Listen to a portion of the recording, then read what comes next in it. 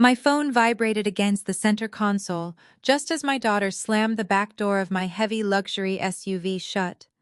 The sticky afternoon heat of Atlanta immediately vanished as the air conditioning kicked into high gear, cooling the leather interior. I glanced down at the glowing screen expecting a generic reminder about picking up dry cleaning or a schedule update from the school. Instead, a text message from my husband of 10 years stared back at me. I am moving to Italy with Olivia. I moved all our money into my personal account. Good luck paying the bills. I looked up and adjusted the rearview mirror. My 8-year-old daughter Zuri was happily digging through her bright pink backpack for her favorite juice box, humming a song from her school choir practice. She was completely oblivious to the fact that her father had just attempted to obliterate our entire existence with a few careless taps on a screen. I did not scream in horror. I did not drop my phone in shock. I did not shed a single tear of betrayal. I simply picked up the device, maintained a perfectly steady breathing rhythm, and typed 3 calm words in reply. Thanks for telling me. I hit send, placed the phone back into the cup holder, and pulled out of the school parking lot.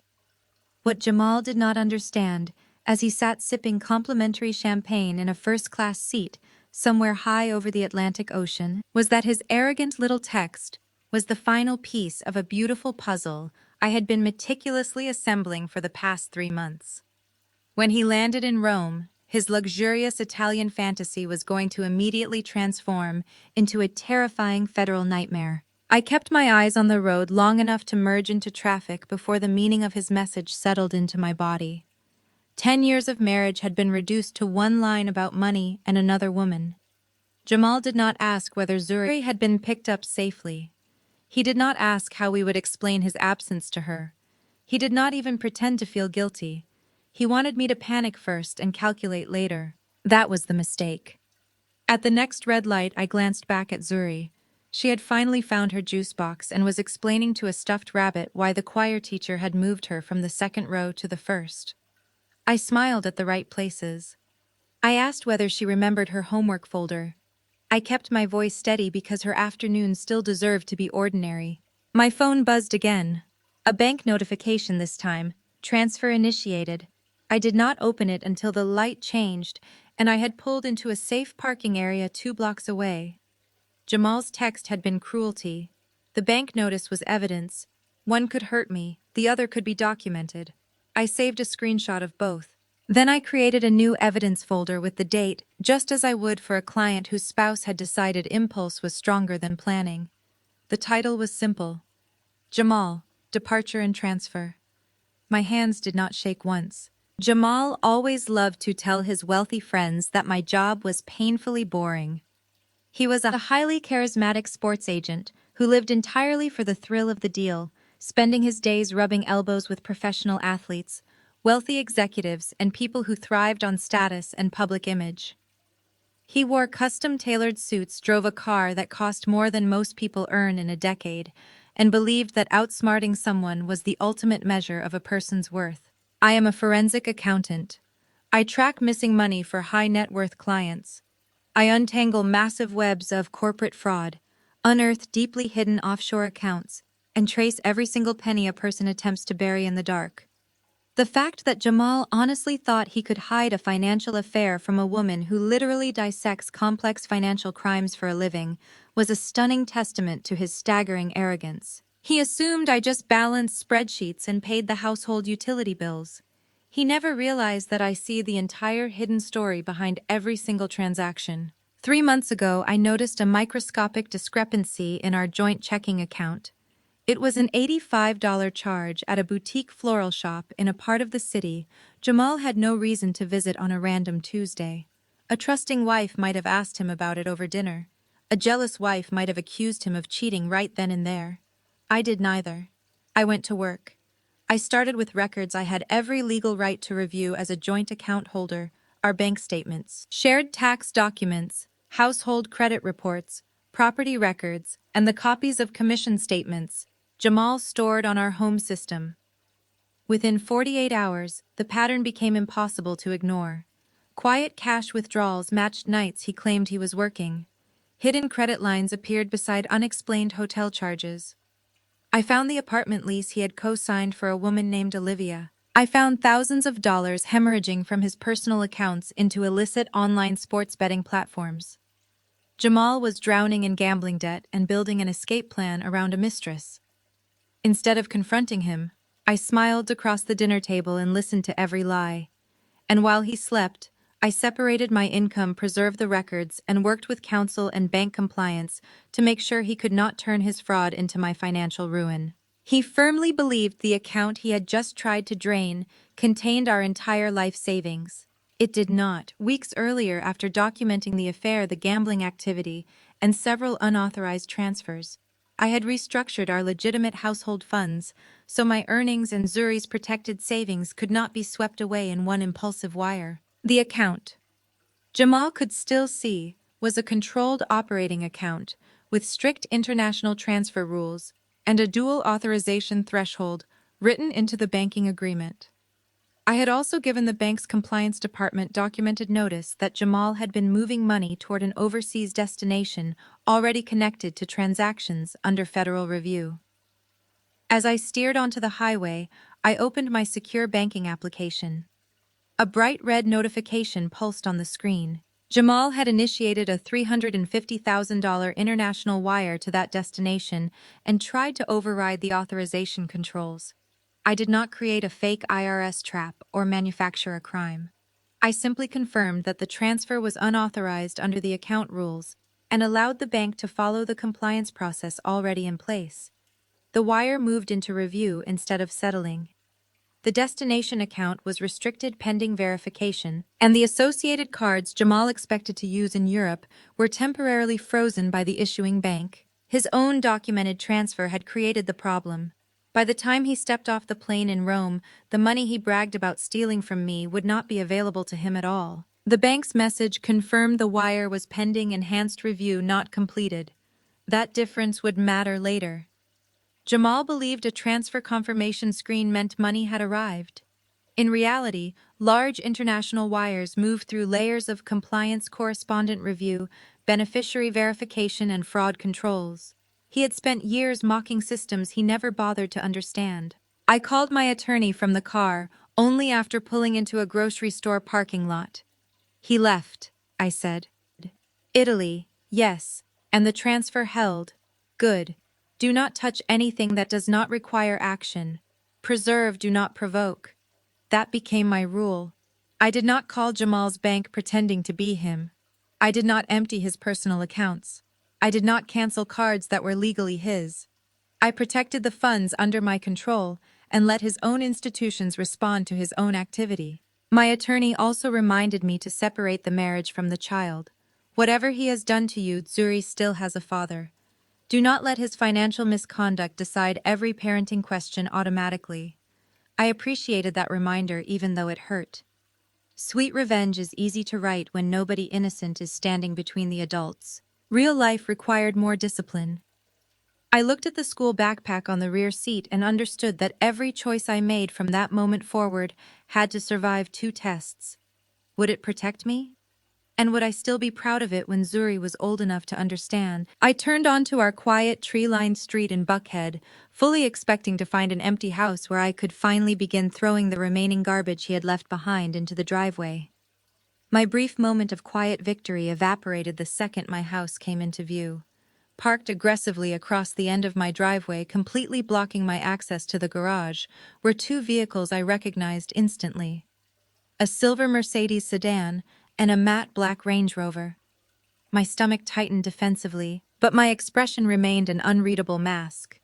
Patricia, my mother-in-law, stood on my manicured front lawn, her arms crossed tightly over her expensive cashmere wrap. Beside her stood Liam, the wealthy, insufferably condescending white husband of Jamal's sister Chloe.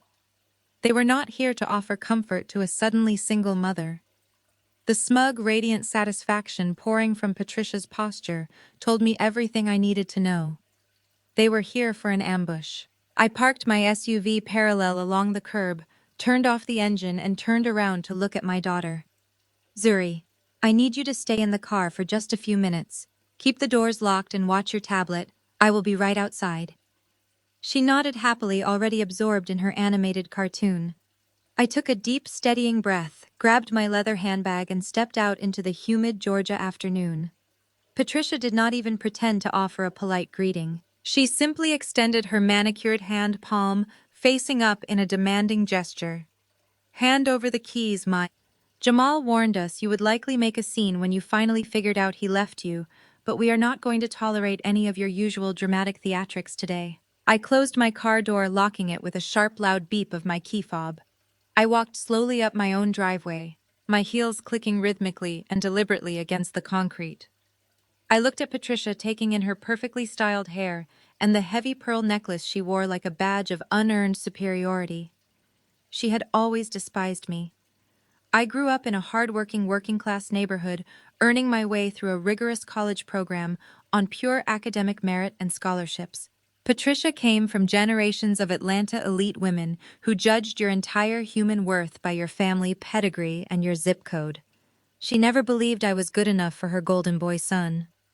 "What exactly do you think you are doing on my property, Patricia?" I asked, my voice dangerously calm, projecting absolute authority. Patricia's hand remained extended. "Keys, Maya. No." The word was quiet enough that she leaned toward me as if she had misheard. "Excuse me.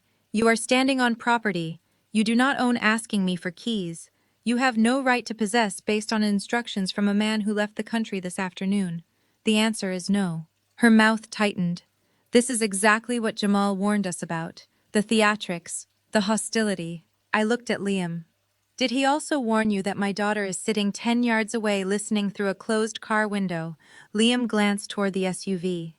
For the first time, embarrassment flickered over his face. Patricia had none. Children need to learn that actions have consequences. I almost smiled. For once we agree. I stepped sideways so my body remained between them and Zuri. "Whatever adult argument you came here to have, you will not stage it around my child. You will not touch my vehicle. You will not approach her door. And you will not enter the house." Patricia gave a contemptuous laugh. "Still issuing orders like your little accounting office makes you important. My profession has nothing to do with this boundary. It has everything to do with why I know exactly how valuable a documented boundary becomes later." Liam stepped forward, adjusting the cuffs of his custom-tailored suit. He had always treated me with a thinly veiled condescension, treating our family gatherings like charitable visits to the less fortunate.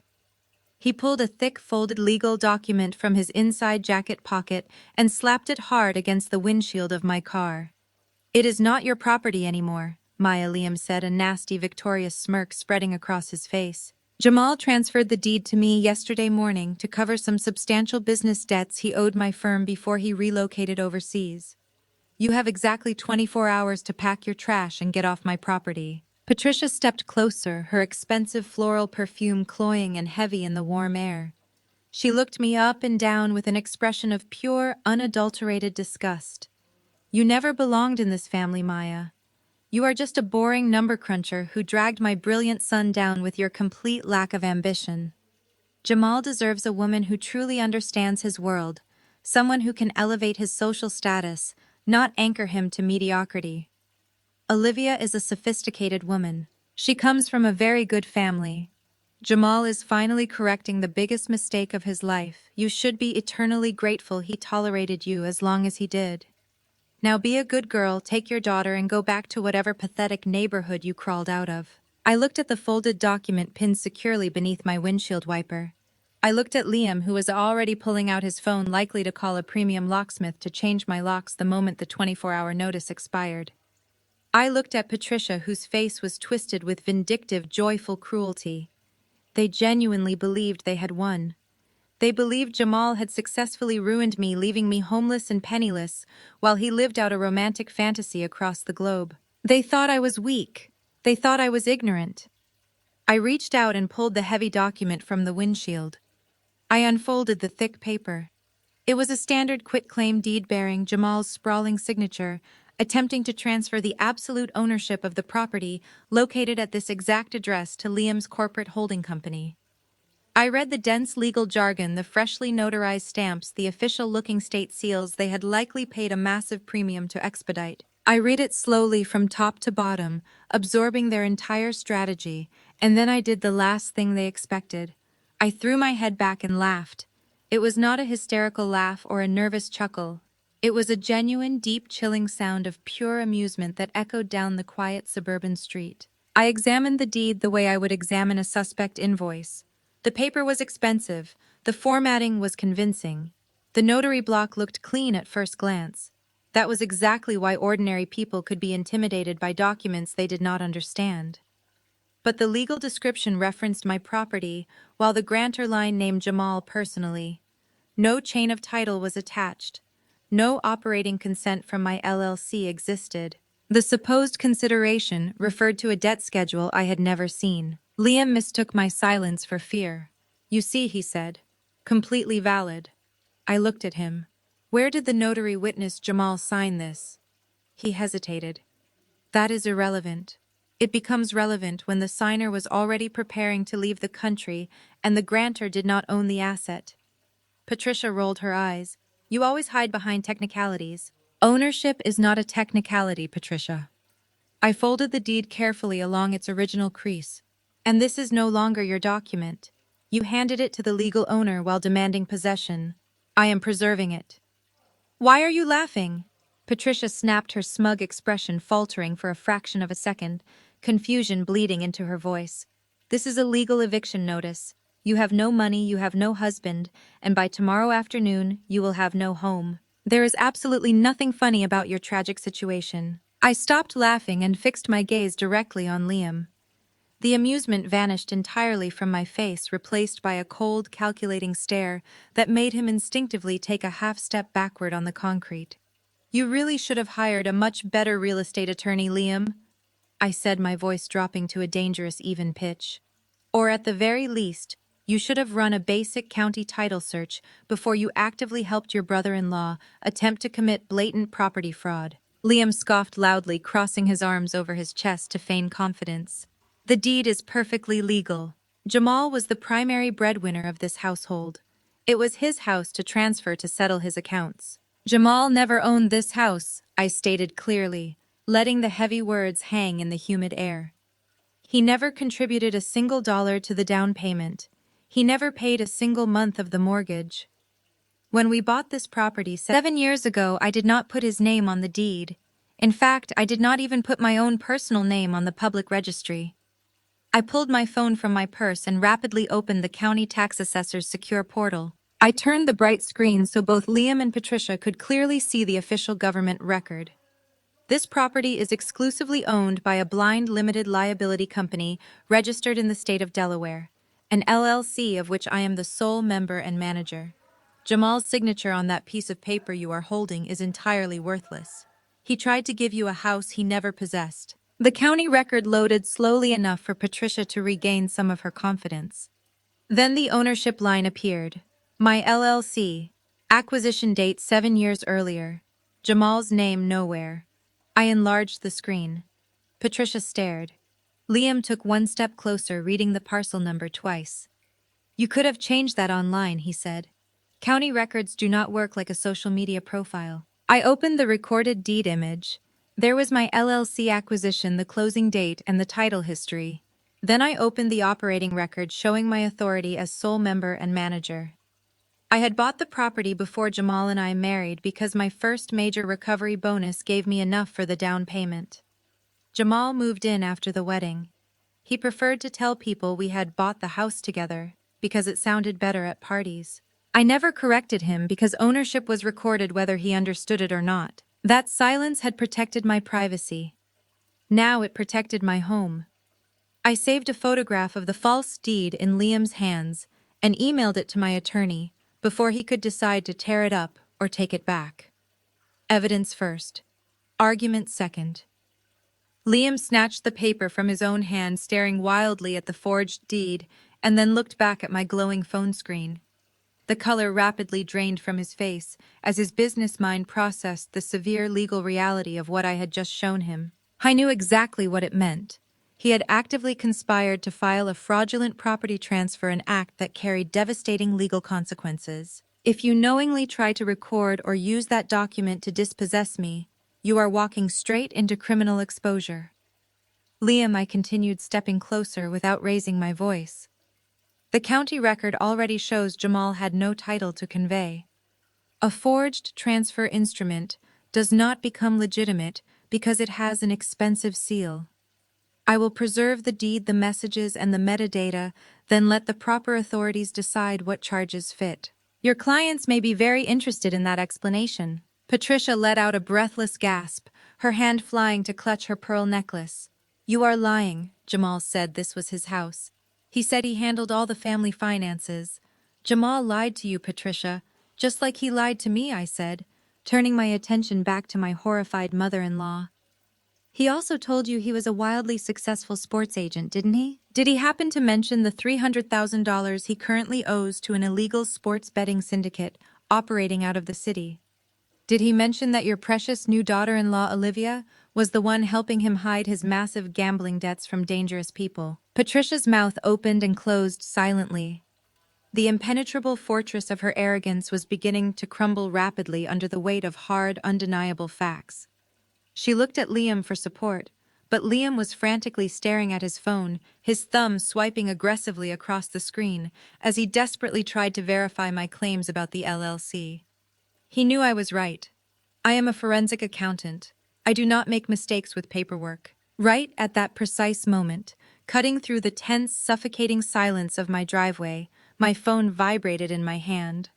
A specialized high-pitched alert tone rang out, one I had specifically programmed for a very particular global event. I glanced down at the screen. It was an international banking notification, followed immediately by a global flight tracking update. Delta Flight 284 had officially landed at Leonardo da Vinci International Airport in Rome. I looked up at Patricia, a slow, predatory smile spreading across my face. It seems Jamal has finally arrived in Italy, I announced, tapping the screen to answer the incoming international call that was already lighting up my phone.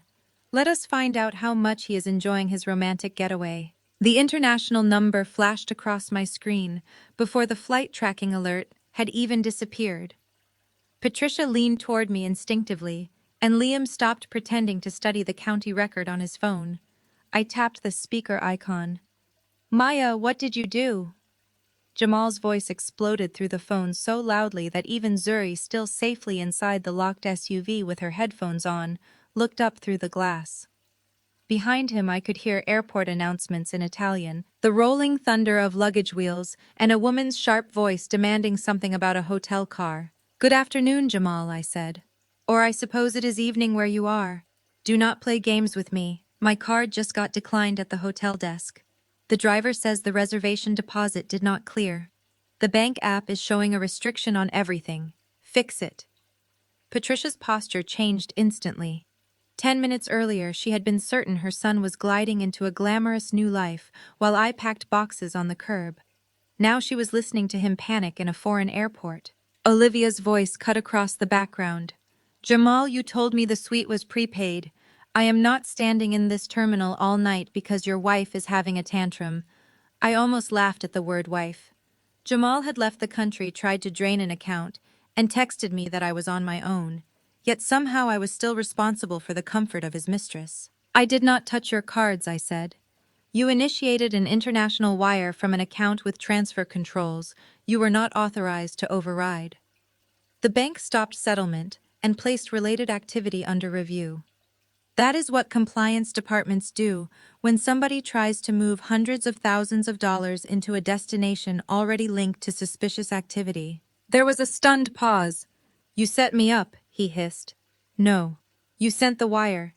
You chose the destination. You ignored the authorization rules.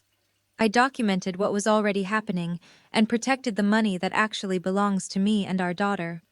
He lowered his voice, suddenly aware that other travelers might be listening. Put the money back. Right now. I have expenses here. You told me you moved our money into your personal account and wished me luck paying the bills. I assumed you had planned for your own expenses. Liam stared at me. His mouth tightened because he understood exactly what I was doing, refusing to rescue a man from a problem created by his own transaction. Jamal started shouting again. He threatened to call his bank to sue me, to tell every client in Atlanta that I had manipulated him. Then his anger cracked. For one brief second I heard fear. Maya, I need access to something. Anything. Olivia is standing here. The hotel wants a deposit. The airline lounge already closed. You cannot leave me stranded. Patricia finally broke her silence. Jamal, baby, it is me. What is happening, Mom? Why are you with her? Patricia looked at me as if I had forced her into the conversation. Liam tried to wave her quiet, but the damage was done. We came to secure the house for you, she said quickly. Liam has the deed. The line went silent. Jamal, I said softly, would you like to explain to your mother why the man beside her is holding a deed to a property you never owned? I heard a curse under his breath. Then Olivia demanded to know what house we were talking about. Jamal told her to shut up. She responded by accusing him of lying about his assets. Their perfect European beginning was already splitting at the seams less than an hour after landing. I ended the call before he could reorganize his lies. Patricia stared at me. You embarrassed him on purpose. No, Patricia. He embarrassed himself. There is a difference.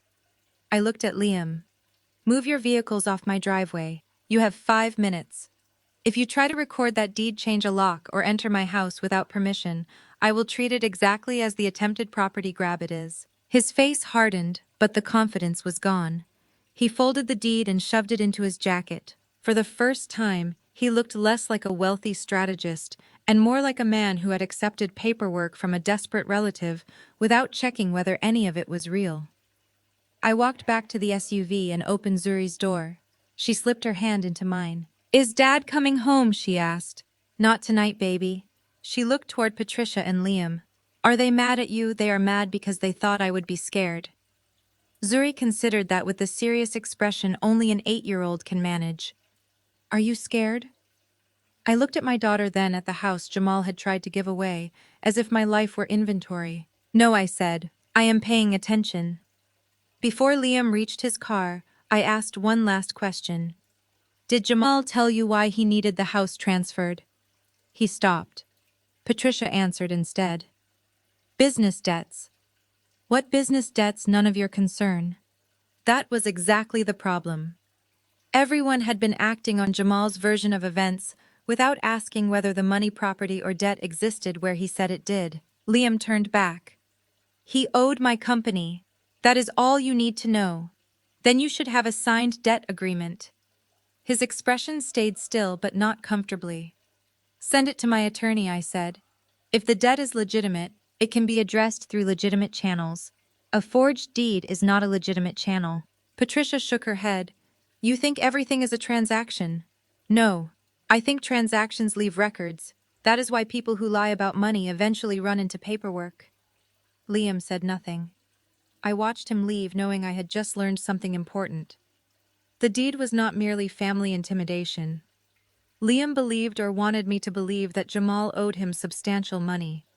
If that debt was real, it connected two men who had spent years pretending their finances were completely separate. Behind us, Liam started his Range Rover. Patricia climbed into the Mercedes without another word. Their cars pulled away from my curb, and the driveway opened like a door back into my own life. Once Zuri was inside doing homework at the kitchen island. I returned Jamal's call from my home office. I did not put this one on speaker. Whatever happened next involved adult consequences, and my daughter had already been exposed to enough of his recklessness. He answered on the first ring. Tell me how to fix it, he said. His tone had changed from fury to negotiation. Jamal had spent his career reading leverage. When intimidation failed, he became charming. When charm failed, he became practical. He still had not reached remorse. I opened the bank's secure message center and read the compliance notice again before answering. The transfer is under review because you attempted to move $350,000 internationally after the account had been restricted to dual authorization. The receiving account is also connected to transactions already subject to federal scrutiny. I cannot simply press a button and release it. You are my wife. Authorize it. You texted me that you were moving to Italy with another woman and had taken all our money. Do not invoke the marriage now because you need a signature. His breathing became harsh. The money is mine too. Some of the household operating funds were marital. My earnings and Zuri's protected money were not. That is why I separated them weeks ago. The account you tried to empty contains documented funds and a clear authorization structure. You knew the transfer limit. You approved those bank forms yourself and made jokes about how boring they were. That silenced him. It had always fascinated me how men like Jamal treated paperwork as beneath them until the paperwork became a wall they could not climb. He remembered signing the updated controls, because I had placed the forms beside his breakfast 3 weeks earlier. He had skimmed them signed where I pointed and told me he was late for a client meeting. He assumed the changes were routine. They were routine. That was the beauty of it. I had not forged anything, concealed anything, or created a fictional account. I had simply used legitimate protections available to a joint account holder after discovering a pattern of unauthorized transfers. So what happens now, he asked. The bank reviews the wire. If investigators request records, the bank provides them. If the receiving account is restricted by a federal order, the transfer remains frozen until the proper authority releases it. I do not control that process. This is insane. No. Moving money while fleeing the country with a mistress was insane. Olivia shouted something behind him. Jamal covered the microphone, but I still heard enough. You said you were liquid. You said the Atlanta house was yours. You said your wife did not know anything. Jamal returned to the line. Maya, listen to me. Call the bank and tell them the transfer was approved. Tell them we planned it together. That would be false. It would save our family. Our family is doing homework 10 feet from me. You are standing in Rome with Olivia. His silence lasted several seconds. Then he tried a different tactic. He said he could come home. He said Italy had been a mistake. He said stress, gambling pressure, and Patricia's expectations had pushed him into choices he did not understand. He even said Olivia meant nothing. I listened without interrupting. 3 months earlier, those words might have wounded me. Now they sounded like entries in a reconciliation statement, excuses on one side, consequences on the other. No balance between them. Do not come home because your cards failed, I said. Come home if your attorney tells you to. Come home if your daughter needs to see you under conditions that are safe for her. But do not come home expecting me to erase what you did. He swore at me and hung up. 10 minutes later, my bank's private client team called. The representative confirmed the outgoing wire was still held. She also confirmed that no one had accessed my protected accounts and that my prior fraud documentation was attached to the file. I asked her to preserve every login authorization attempt, phone call, and beneficiary change connected to Jamal. I was not trying to manufacture a criminal case. I was building a clean record. That distinction mattered to me. Outside the office window, evening settled over Buckhead. The neighborhood lights came on one by one, warm and expensive and deceptively peaceful. My phone buzzed with a text from Patricia. You have humiliated my son enough. Release his money, or I will make sure everyone in this city knows what kind of woman you are. I read it twice. Then I took a screenshot, saved it to the same evidence folder as the deed, and locked my phone. After the call with Jamal, I made a second list. Not of what I wanted to do, of what I refused to do. I would not drain accounts just because I could. I would not use Zuri as leverage. I would not contact Olivia. I would not threaten Jamal's clients. I would not take confidential information from my employer to solve a personal problem. The list looked almost absurd beside everything he had done. But discipline is easiest to admire when nobody is testing it. I had spent years teaching junior accountants that a fraud investigation becomes useless the moment the investigator contaminates the evidence. The same principle applied to my marriage. If Jamal's actions became a legal matter, I wanted every lawyer, judge, investigator, and future version of my daughter to be able to see one clean line between his choices and mine. That night, I changed the password on my personal email, removed Jamal from the household utility administration, where I was the sole account holder, and left everything else untouched, unless my attorney advised otherwise. I slept badly. But I slept without wondering whether revenge had made me reckless. Patricia had just announced the next phase herself. Rome did not become romantic for Jamal. I knew that not because I was stalking him, but because he called me 6 times over the next 12 hours and left a different version of the disaster in every voicemail. In the first, Olivia was still in the background yelling about the hotel reservation. Jamal told me the front desk had refused to accept another card because the replacement card, was tied to the same flagged account. He accused me of ruining a reservation he had promised would be the beginning of their new life. In the second, his voice was lower. He said Olivia had taken a taxi without him.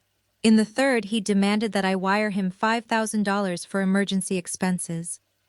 In the fourth, he offered to sign something giving me temporary control of the house if I released the transfer. The house he had already tried to give to Liam. By the fifth voicemail, he had stopped pretending the situation was under control. "Maya, I am sleeping in the terminal," he said. "Olivia took one of the bags. She says she is calling her own family. I need you to answer." I deleted nothing. I saved every message. The next morning, I took Zuri to school exactly as I always did.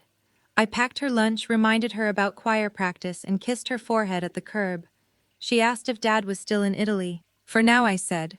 She nodded and went inside. Children understand instability long before adults admit it exists. What they need is not every ugly fact. They need one reliable person who makes the morning happen anyway. I arrived at my firm 20 minutes later, wearing a navy suit and carrying the same leather portfolio I had brought to client meetings for years. I expected questions. Atlanta's financial community was too small and too gossip-driven for Jamal's disappearance to remain private. I did not expect my access badge to flash amber at the executive floor. The receptionist looked uncomfortable. "The managing partner wants to see you before you go to your office." I thanked her and walked down the hall. The managing partner was seated behind a broad desk with the blinds half closed. My department file rested in front of him. Beside it was a printed email chain thick enough to make my stomach tighten. "Sit down, Maya." I sat. He did not waste time. I received 3 calls before 8 this morning. One from a Sterling family representative, one from a longtime referral source, and one from a board member. They all asked whether you are involved in a domestic financial dispute with your husband. I kept my face neutral. My marriage is ending. My husband attempted an unauthorized international transfer and left the country. I have preserved records and engaged counsel. My professional work is separate from that. He rubbed his forehead. The problem is that your mother-in-law and Liam are telling people a different story. They say you froze Jamal's money to punish him for leaving. They are describing you as unstable, vindictive, and financially abusive. Liam told one client that you used confidential forensic tools to target your own family. That last allegation struck exactly where he intended it to. My reputation was built on trust. A forensic accountant who misused access for personal revenge was finished. Everything I reviewed relating to Jamal came from accounts I legally own or jointly hold, public records and household records available to me as a spouse, I said. I did not access client systems. I did not use firm credentials. I can document that. "I believe you," the managing partner said, "but belief is not the same as risk management." There it was. He slid a memo across the desk. "Pending an internal review, you are being removed from the Sterling account." The words landed harder than Jamal's text had. Sterling was my largest client. I had spent 4 years building that relationship. The annual bonus attached to the account paid for a significant portion of Zuri's future planning. Losing the assignment did not make me poor, but it made the cost of Patricia's smear campaign real. How long, I asked. "I do not know. And my bonus suspended until the review is complete." I picked up the memo and read it carefully. I could have argued. I could have demanded loyalty. Instead, I asked for the specific allegations in writing, the scope of the internal review, and confirmation that no one would access my personal family records without appropriate process. The managing partner's expression shifted slightly. He had expected emotion. He got procedure. As I stood to leave, he said, "Maya, for what it is worth, your work here has always been exceptional." "Then treat the review like an audit," I replied. "Follow the records." I walked back to the elevator with my spine straight. My phone vibrated before the doors closed. A message from Liam filled the screen. "Give Jamal his money back, or you will not work in this city again." I stared at the sentence until the elevator reached my floor. Then I smiled. The managing partner slid another page toward me. This one listed the specific client concern: alleged misuse of confidential data for domestic retaliation. I read it twice. Who used that phrase? He hesitated. Liam. Of course. I asked whether he had provided any example of client information I supposedly misused. No. Whether he had identified any database. No. Whether anyone had checked my access logs before removing me. Not yet. I looked up. Then the review began with punishment instead of evidence. His face tightened.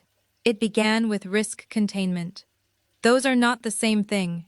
The exchange mattered because it forced the firm to document its own process. If I was going to be reviewed, the review would leave records too. Before I left his office, I requested a copy of the firm's policy on conflicts access logs and temporary reassignment. I also asked that my credentials be preserved exactly as they were, so no one could later suggest I had deleted or altered activity. He stared at me. You really are treating this like a forensic case. It is one now. Liam had just put the smear campaign in writing. By noon, the whispers had become a campaign. A country club friend of Patricia's called one of my former clients to ask whether I was having an episode. A woman from a charity board I had audited 2 years earlier sent me a carefully worded message saying she hoped I was getting support during my marital crisis. A referral partner canceled lunch and claimed a scheduling conflict, then posted a photograph from another lunch 30 minutes later. Patricia and Liam knew exactly how reputation worked in our world. They did not need a public press conference. They only needed to contaminate the first impression before I could speak. I did not post a defense online. I did not write a long message explaining my marriage. I documented. Every text went into a folder.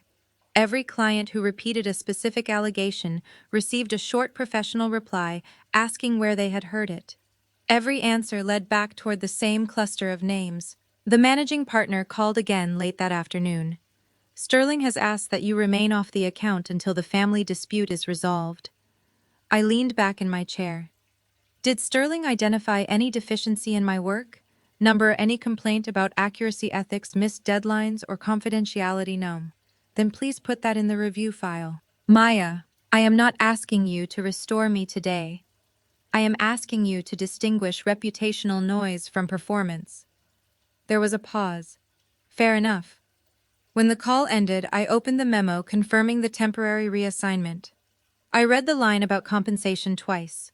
The bonus attached to Sterling would not accrue while I was off the account. For the first time since Jamal's text, anger arrived without a clean place to put it. He had tried to steal money. Liam had tried to steal my house. Patricia had tried to steal my reputation. And now people who knew my work were willing to place me on a shelf because a wealthy family told an uglier story first. I closed my eyes for 5 seconds. Then I opened them and returned to the only language that had never lied to me. Numbers. The forged deed Liam had brought to my driveway named his corporate holding company as transferee. I searched the public corporate registry. The company was attached to 3 other entities. One had a recent UCC filing showing secured debt. Another had been sued by a vendor for non-payment. A third had a registered address, matching an office suite. Jamal visited twice during the period he told me he was meeting athletes. I built a timeline. I did not access Liam's bank account. I did not hack his email. I used public filings records already present in my marital documents, the forged deed he had physically delivered to me, and transaction data from accounts to which I was legally a party. A pattern emerged. Payments moved from Jamal's personal account into an entity controlled by Liam.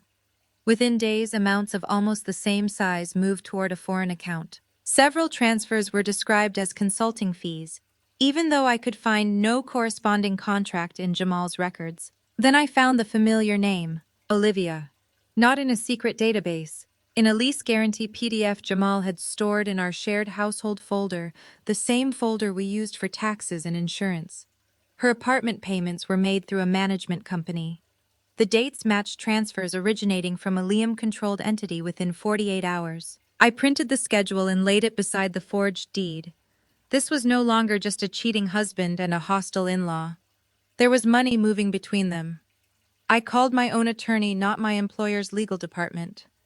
I explained the forged deed, the suspicious transfers, Jamal's attempted international wire, and Liam's written threat to destroy my career. Do not contact them about the financial pattern yet, my attorney said. Preserve everything. We will separate what is civil, what belongs with bank compliance, and what may need a criminal referral. That answer calmed me. I wanted consequences, not contaminated evidence. At 4:30, the managing partner sent a formal notice confirming I was temporarily removed from Sterling pending review. I was still employed. I still had other clients. But the message was clear. Liam had succeeded in creating damage. My phone buzzed again. Another text from him. Hope the free time helps you reconsider. I saved that too. Then I opened a blank spreadsheet and typed one sentence at the top. By evening, I could see the architecture of the smear. Patricia supplied morality. Liam supplied professional danger. Jamal supplied victimhood from Rome. Each story reinforced the others. Patricia told people I was cold and vindictive. Liam told them I was an ethical risk. Jamal told them I had trapped him financially. None of them needed to prove the whole lie if each person contributed one believable piece. That was sophisticated even if they did not realize it.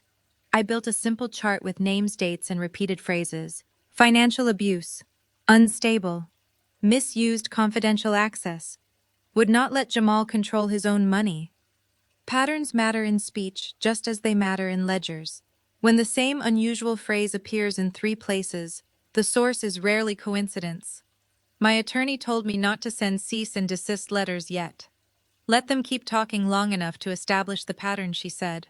That advice was emotionally difficult and strategically sound. Sometimes the hardest part of defending yourself is allowing a liar enough room to finish the sentence. If Liam wants to turn my career into a battlefield, I am going to make sure every weapon I use is legal documented and impossible to explain away. The loss of Sterling changed my week immediately. My calendar opened up in long blocks where there should have been client meetings. My expected year-end compensation dropped on the internal dashboard. A junior colleague quietly asked whether I was all right, then looked away before I could answer. I hated that part more than the money.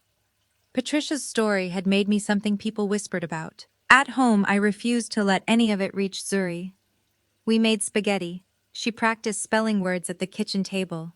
I helped her choose a costume for the winter choir concert. After she went to bed, I returned to the dining room and covered the table with documents. The first stack contained Jamal's gambling transactions. The second contained the deed. The third contained the transfers touching Liam's entities. The fourth contained the messages threatening my job. I did not yet have enough to accuse Liam of money laundering or fraud. I had enough to know I needed to keep digging. My attorney obtained certified copies of the county title record and the attempted transfer paperwork Liam had prepared. The signatures were inconsistent. The notarial language referenced Jamal as grantor, even though the title record showed my LLC as owner. More troubling, the document packet included a debt schedule allegedly supporting the transfer. One of the listed debts pointed to Liam's corporate company. That gave me another lawful trail to follow. I pulled court records, liens, vendor complaints, and public financing notices tied to his business. The image he projected at family dinners: private equity genius, disciplined executive, sophisticated investor, collapsed quickly under public documents. His company was over-leveraged. Several debts had been extended more than once. Vendors complained about late payment. A civil filing referenced undisclosed affiliate transactions. I compared those dates to Jamal's personal withdrawals. The numbers aligned too often to be coincidence. Near midnight, I found an archived copy of a tax work paper Jamal had asked me to review 2 years earlier. At the time, he had called it one of Liam's little side investments. Attached to the work paper was a schedule of intercompany transfers and an offshore beneficiary account. The beneficiary name was not Liam. It was Olivia. I sat perfectly still. The first time I saw her name, I believed she was simply the woman Jamal had chosen over his family. Now her name was sitting inside Liam's financial orbit years before Jamal's affair began.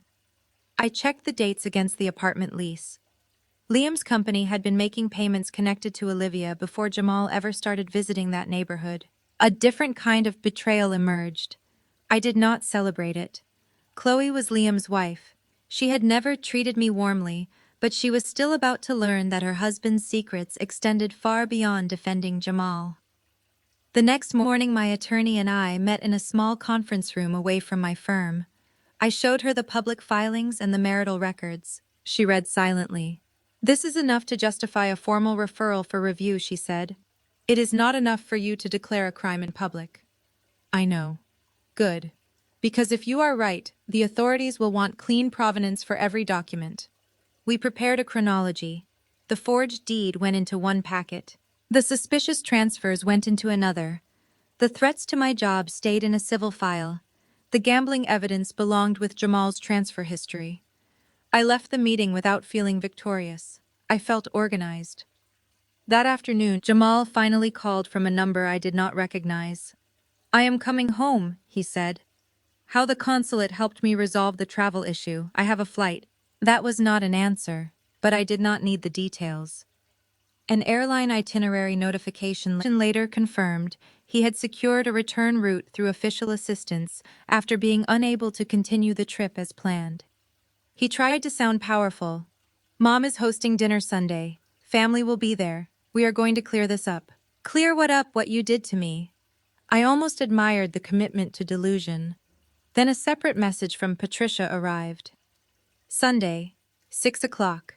Liam and Chloe's house. We are going to explain the truth to everyone.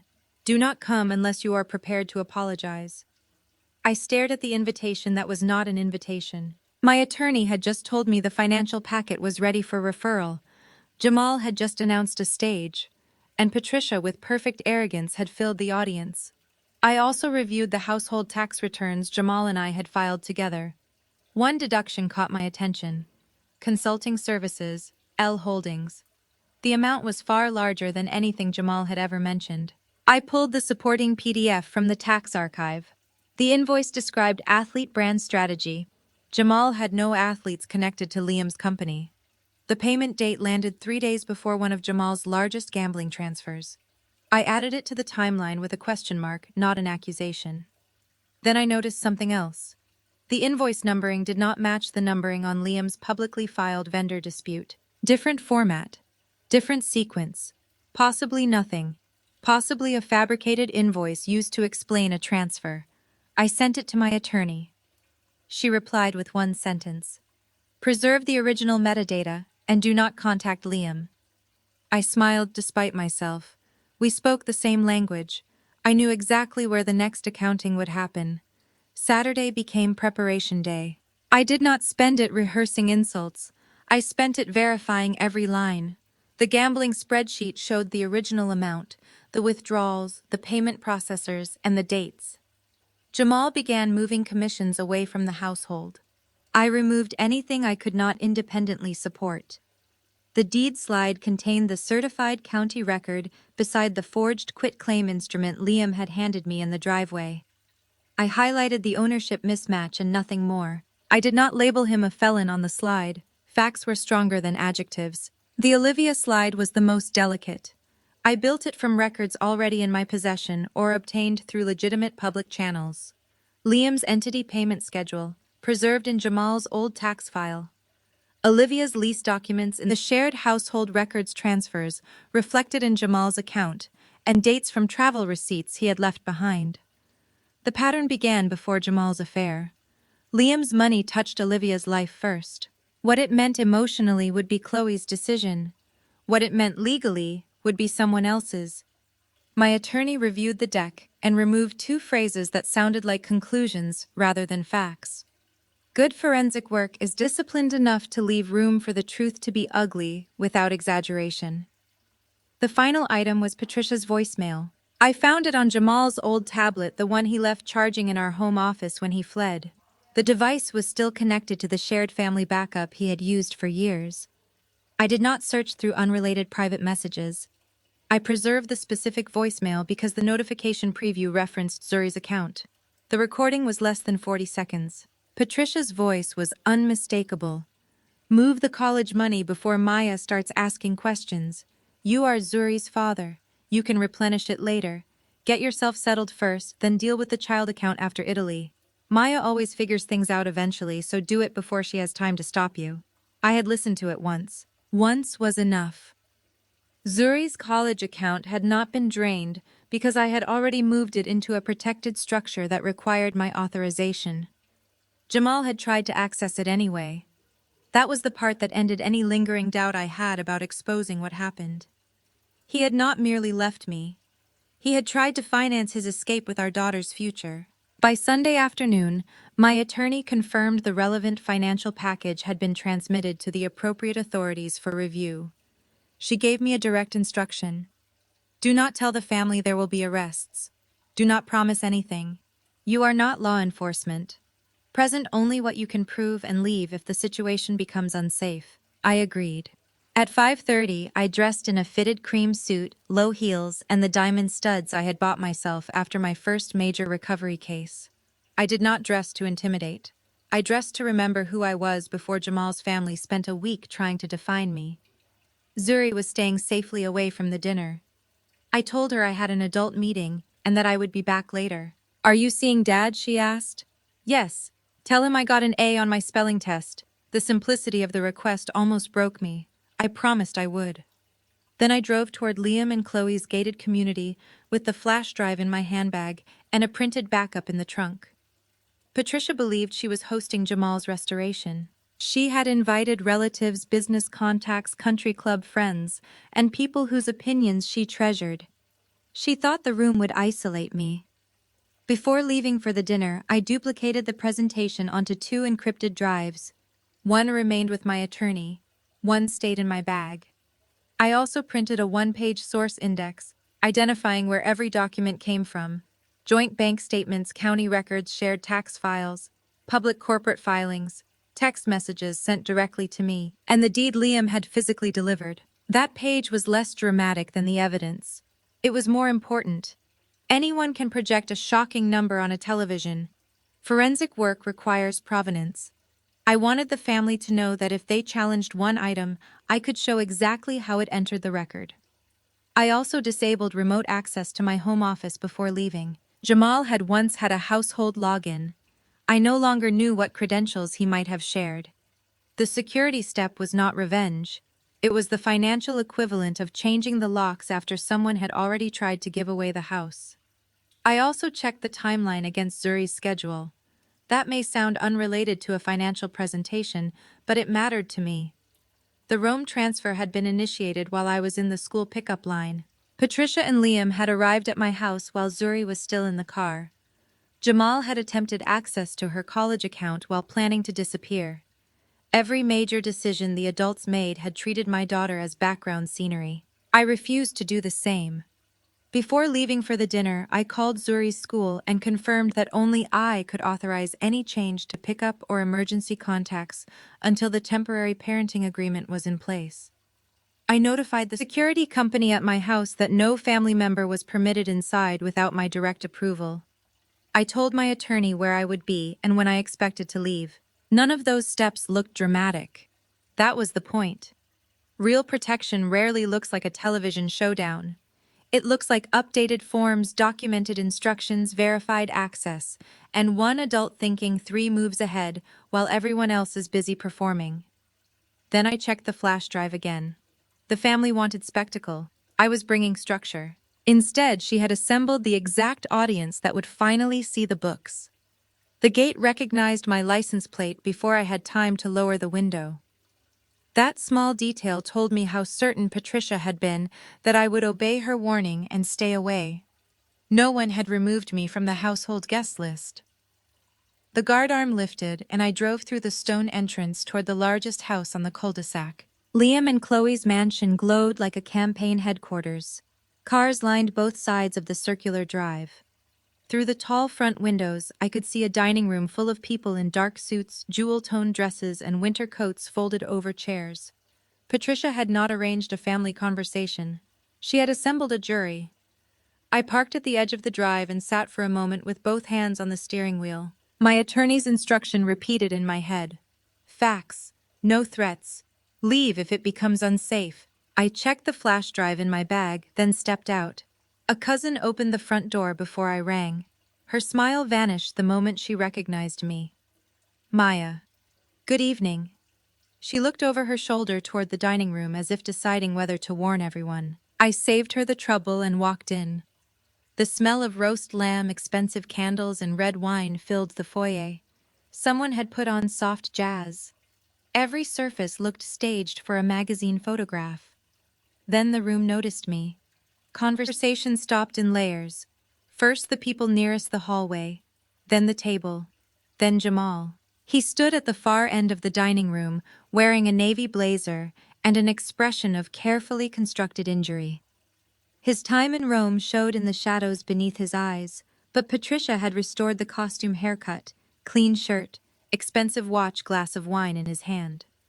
For a man who had slept on airport luggage 3 nights earlier, he had recovered remarkably fast once he reached his mother's protection. "What are you doing here?" he demanded.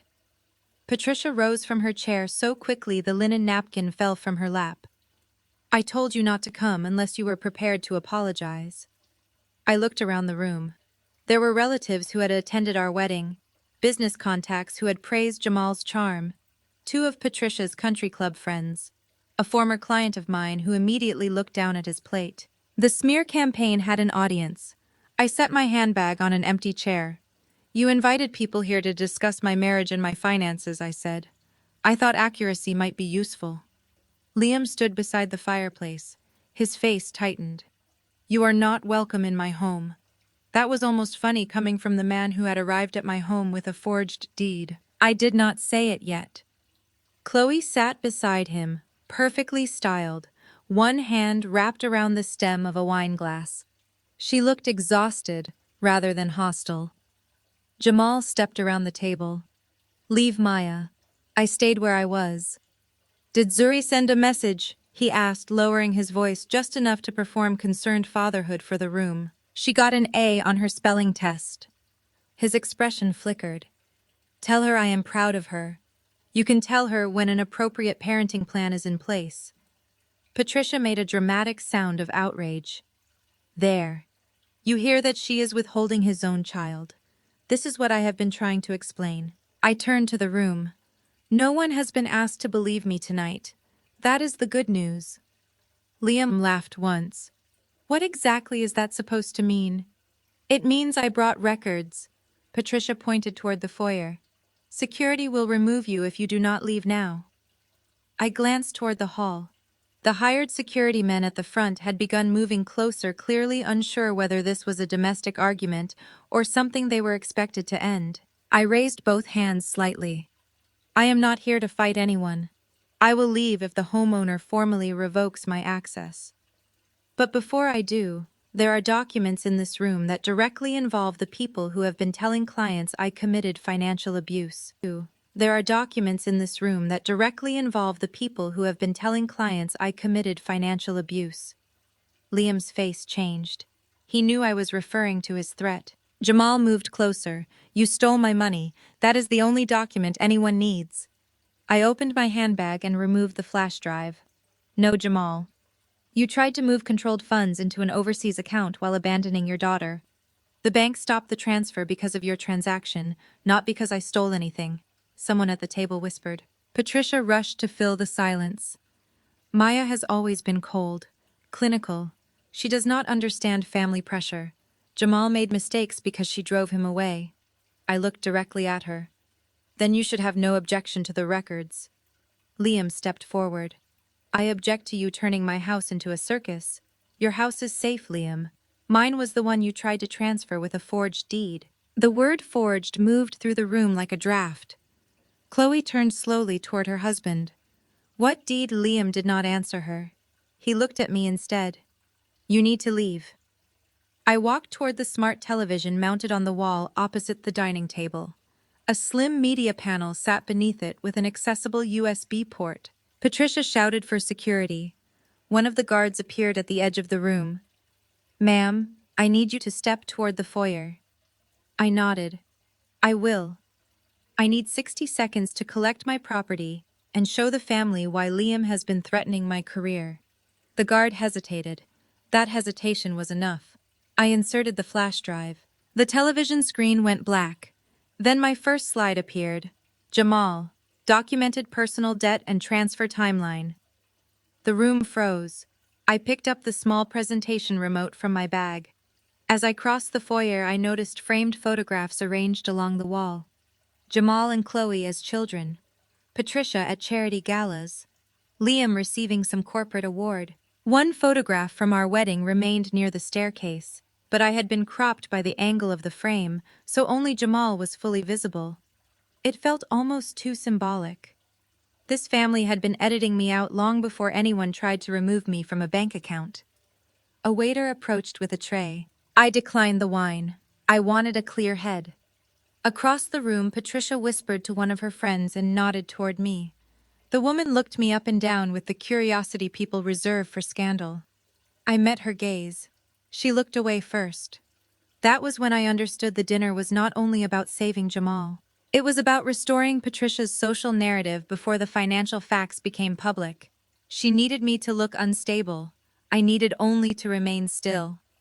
"Security can wait," I said. "I have a presentation." Jamal reacted before anyone else could read the first line. "Turn that off." He crossed the room so quickly his chair tipped backward. I stepped between him and the television. "Do not touch me." He stopped. Not because he suddenly respected the boundary. Because half the room had phones in their hands now, and Jamal understood cameras better than most people understood mirrors. He lowered his voice. "You have no right to show my private finances to these people. You invited these people to hear that I stole from you and drove you out of the country. You made our finances the subject of the evening. I am correcting the specific story you brought into this room." Liam raised his phone.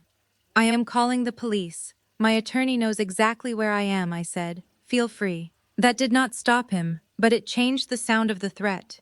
Patricia tried another approach. "Everyone, please ignore this disgusting spectacle. Maya is unstable. Her own firm removed her from an account." I clicked the remote. The first line enlarged. "Sports betting outflows, 9 months." Amounts appeared in a clean column. 12,000, 18,000, 7,500, 22,000. The total at the bottom exceeded $300,000. The murmuring began. Jamal's face went hard. "Those were investments." "No. Investments produce account statements, ownership interests, or lawful contracts. These payments went through processors tied to illegal betting activity. Several were followed by cash withdrawals and transfers to intermediaries." A man at the table leaned toward the screen. "Is that why the Rome wire got stopped?" I nodded. "The Rome wire was the end of a pattern, not the beginning." Jamal pointed at me. "She knew I had losses. She used that to take control of the accounts." I clicked again. A second slide showed the banking authorization document he had signed. "There is your signature, acknowledging the dual authorization threshold for international wires above $50,000. He stared at it. "You tricked me into signing that. It was 4 pages. You initialed every page. The bank also sent the terms directly to your email."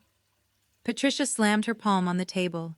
"This is irrelevant. A wife should stand beside her husband when he is struggling. A wife is not required to finance a disappearance with a mistress." The room went silent again.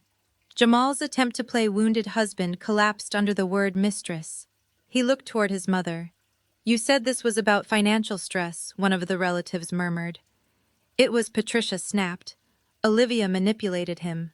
I clicked the remote once more. A photograph of the Rome flight itinerary appeared beside the apartment lease bearing Jamal's signature. "He was not kidnapped," I said. "He purchased a first-class ticket. He co-signed Olivia's apartment. He texted me from the school pickup line that he was moving to Italy with her." I enlarged the text. "I'm moving to Italy with Olivia. I moved our money into my personal account. Good luck paying the bills." Jamal's own words filled the television. No narration could improve them. Chloe covered her mouth. Liam stopped dialing. Patricia looked around the room and realized people were no longer looking at me.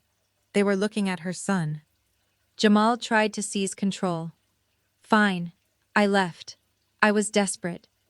Maya had controlled every dollar for years. She monitored me. She treated me like a criminal before I ever made a mistake. I pressed another button. A line graph showed his personal commissions flowing directly into accounts he controlled separate from our household structure.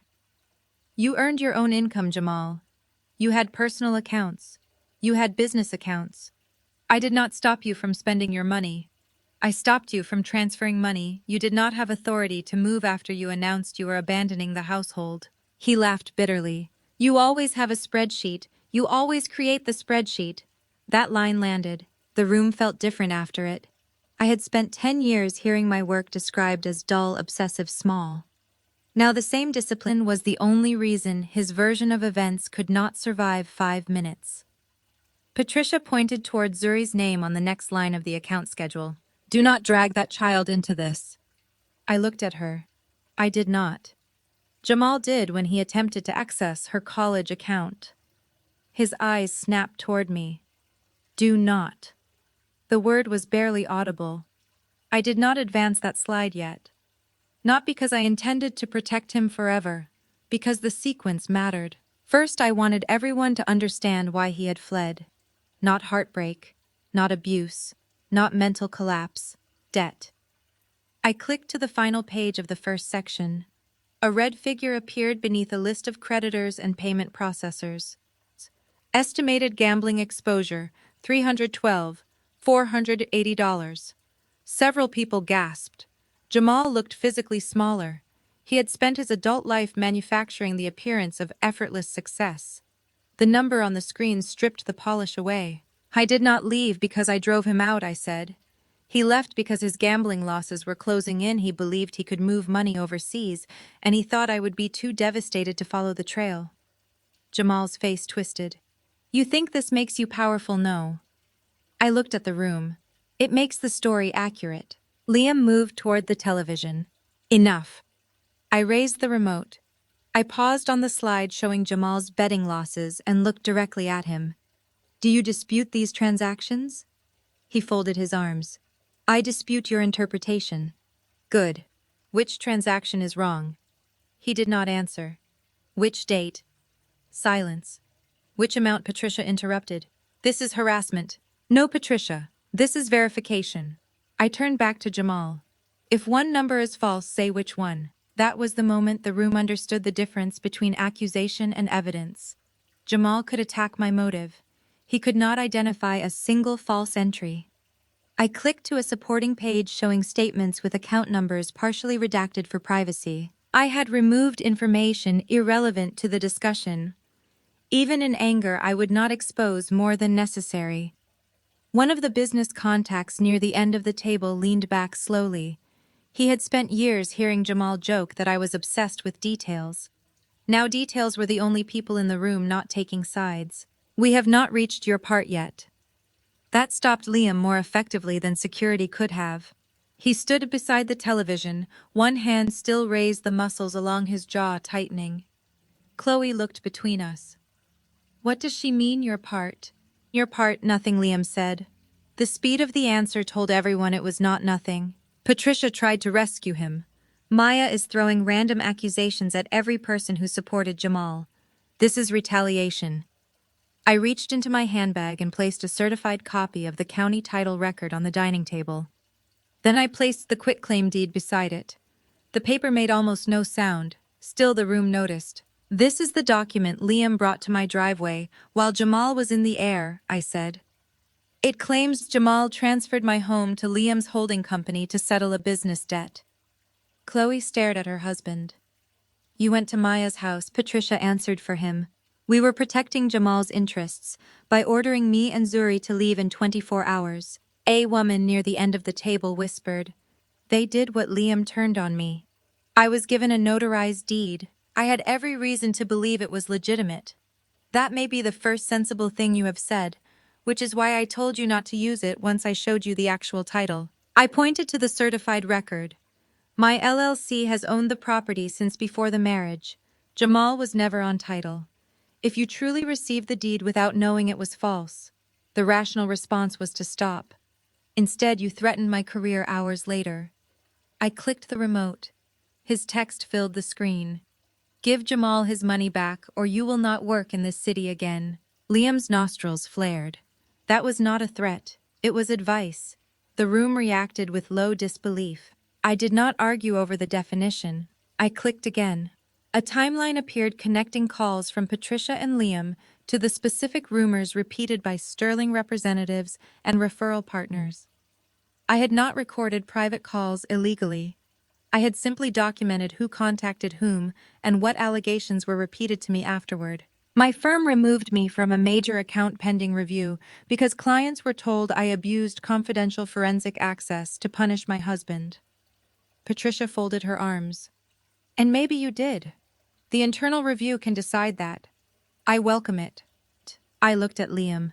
But you put your demand in writing before the client reaction. That matters. He turned toward the security guard. Are you seriously allowing this? The guard looked at Chloe. It was her home too. Chloe did not answer. Her attention remained fixed on the quitclaim deed. Liam, did Jamal actually owe you money? He hesitated. Business money.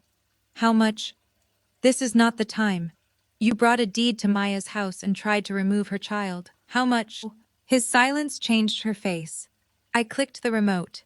The next slide showed public financing filings tied to Liam's company, a creditor schedule, and several transfers visible in Jamal's marital records.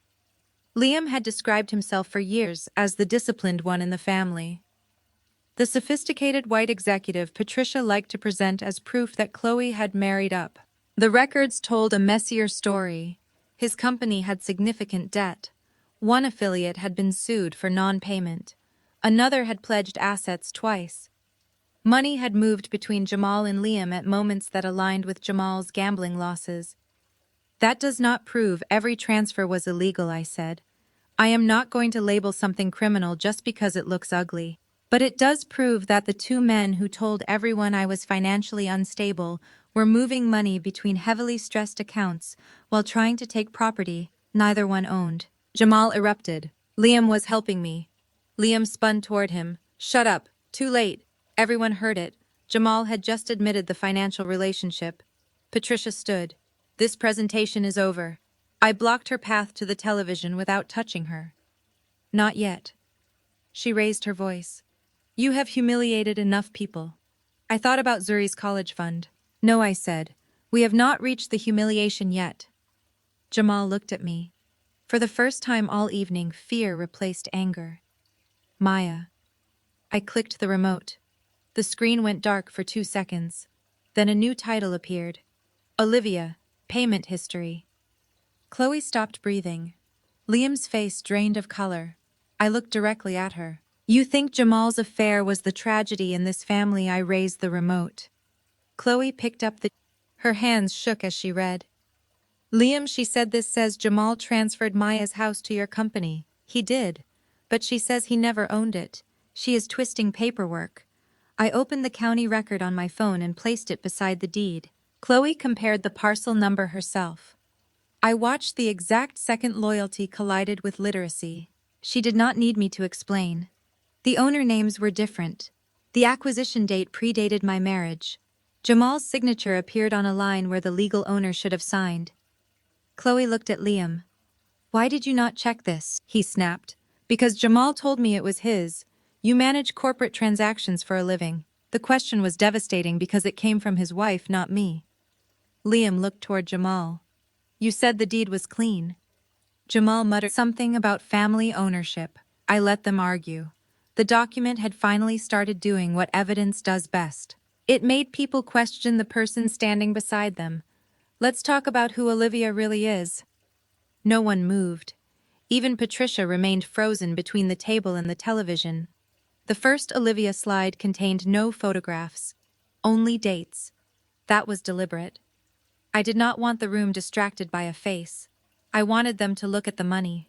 3 years before Jamal signed Olivia's apartment lease, a company controlled by Liam began making recurring payments to a property management entity connected to the same address. The amounts were consistent. Rent, utilities, one furniture purchase, then travel reimbursements. Chloe stared at the screen. What is that? Liam answered too quickly. Vendor payments. I clicked. The underlying memo descriptions appeared. The first said executive housing. The second said retention. The third contained Olivia's initials. Chloe looked at him. Who is she to you? He did not answer. I spoke carefully. I found these records in the tax and household files Jamal stored on our shared system, then matched them to public entity filings and the lease information connected to Olivia. I did not access Liam's private bank account. I cannot tell you every detail of their relationship from a spreadsheet. Liam seized on that. Exactly. You cannot prove anything. I looked at Chloe. No. But I can show you that Liam was financing Olivia's life before Jamal's affair started, and that the payments changed after Jamal became involved with her. I clicked again. The timeline shifted. Liam's company payments decreased. Jamal's payments increased. A hotel charge appeared during a conference Liam had attended. A travel reimbursement carried Olivia's name. Then came a transfer memo from Jamal's tax file settlement advance, L affiliate. Chloe stood. Her chair scraped across the hardwood. Liam. He raised both hands. This is being manipulated. Then explain it. I did not say the next words. Chloe did. Were you sleeping with her? The room contracted around that question. Liam looked at Jamal. Jamal looked at the floor. That was answer enough for Chloe, but she still demanded the words. Were you sleeping with Olivia before Jamal? Liam's face hardened. It was complicated. The sound that came out of Chloe was not quite a laugh. Complicated. She walked toward him. You let me sit with her at that charity event. Liam's eyes flashed. Lower your voice. You brought her around me. Patricia stepped forward. Chloe, darling, this is not the place. Chloe turned on her mother. Did you know? Patricia recoiled. Of course not, Jamal muttered. Mom knew she existed. Patricia snapped toward him. Do not drag me into this. The family unity fractured exactly where the money said it would. I clicked to the next slide. There was no sensational label, just a comparison of dates. Liam payments stop. Jamal payments begin. Rome flight purchased. Chloe looked at Jamal. Did Liam give her to you? The question was ugly, but the arrangement had been ugly. Jamal shook his head. It was not like that. Then what was it like? He rubbed his face. Olivia and Liam were over, he said. Liam introduced us after things between them became dangerous for his marriage. He said she knew too much about him, that keeping her apartment paid and keeping her happy would keep old messages from surfacing. He was tired of carrying the cost. I started seeing her and then I started paying instead. The admission chilled the room. Liam had not merely known Olivia before Jamal. He had pushed her into Jamal's orbit because transferring the relationship also transferred the financial burden and the risk of exposure. Liam exploded. You chased her. And you paid her for 2 years, Jamal fired back. Chloe slapped Liam. The sound cracked through the room. Someone dropped a fork. Liam stumbled half a step, then looked at her with an expression stripped of every social mask. Do not ever touch me again. You lied to me for years. You benefited from everything I built. Chloe's face twisted. Everything you built with what money? The company is drowning. That line came from the public filings on my screen. Liam glared at me. You poisoned her. No, your records did. He started toward me. The security guard moved between us. That ended the physical approach, but not the collapse. Jamal began shouting at Liam for setting him up with Olivia. Liam shouted back that no one forced Jamal to gamble. Patricia screamed at both men to stop humiliating the family. Chloe demanded to know what else everyone had hidden. I stood beside the television and watched the mythology die. For years, Patricia had organized this family around status. Jamal was the charismatic son. Liam was the wealthy corporate in-law. Chloe had the enviable marriage. I was the dull accountant. One set of transaction dates had reversed all 4 roles. I clicked off the Olivia slide. Patricia moved toward the hallway. I noticed immediately. She was trying to leave before the final document. Patricia. She stopped. I have nothing to say to you. You do not need to say anything. I reached for the audio file. Chloe asked me to go back 1 slide. I did. She stared at the earliest payment. That was the year Liam told me he was traveling constantly because of the merger. Liam's face tightened. It was business. Was Olivia business? He said nothing. Chloe looked at another date. This was our anniversary weekend. The room became painfully still. I had not noticed that connection because I had never lived Chloe's calendar. That was why financial evidence can mean different things to different people. To me, the date was a transaction point. To her, it was a memory suddenly poisoned. I felt a brief flash of guilt for exposing it publicly. Then I remembered the dinner had been built to destroy my credibility in public. I had not chosen the stage. I had chosen not to lie on it. Chloe's voice dropped. You left dinner early that night. Liam said. Chloe, stop. She looked at him. No. I think I am finally starting. You already did. Patricia turned slowly. The room was still in chaos, but the moment she saw the audio icon on the television, her face changed. Jamal saw it too. Maya, do not play that. Chloe wiped tears from her face with the heel of her hand. Play it. Patricia pointed at me. This is illegal. The recording was not made by me, I said. It was a voicemail Jamal saved on a shared household device. My attorney preserved it because it directly referenced an attempt to access Zuri's protected account. That silenced even Liam. I pressed play. Patricia's voice filled the dining room. Move the college money before Maya starts asking questions. You are Zuri's father. You can replenish it later. Get yourself settled first, then deal with the child account after Italy. Maya always figures things out eventually, so do it before she has time to stop you. The file ended. No music, no narration, no one spoke. Jamal looked at his mother. Patricia looked at the floor. One of the older relatives pushed her chair back. You told him to take from the child. Patricia's mouth opened. It was not theft. He is her father. The account is legally protected for Zuri, I said. Jamal did not have unilateral withdrawal authority. He attempted access anyway. Patricia recovered a piece of her usual aggression. I was trying to help my son get away from a toxic marriage. With his daughter's education money, he would have paid it back. Jamal laughed bitterly. With what Patricia snapped toward him. Do not you dare turn on me after everything I have done. The room erupted again. This time the target was not me. A cousin asked Patricia how long she had known about Italy. Another relative wanted to know whether she knew about Olivia. One of her country club friends quietly collected her handbag. Liam accused Jamal of saving the voicemail to protect himself.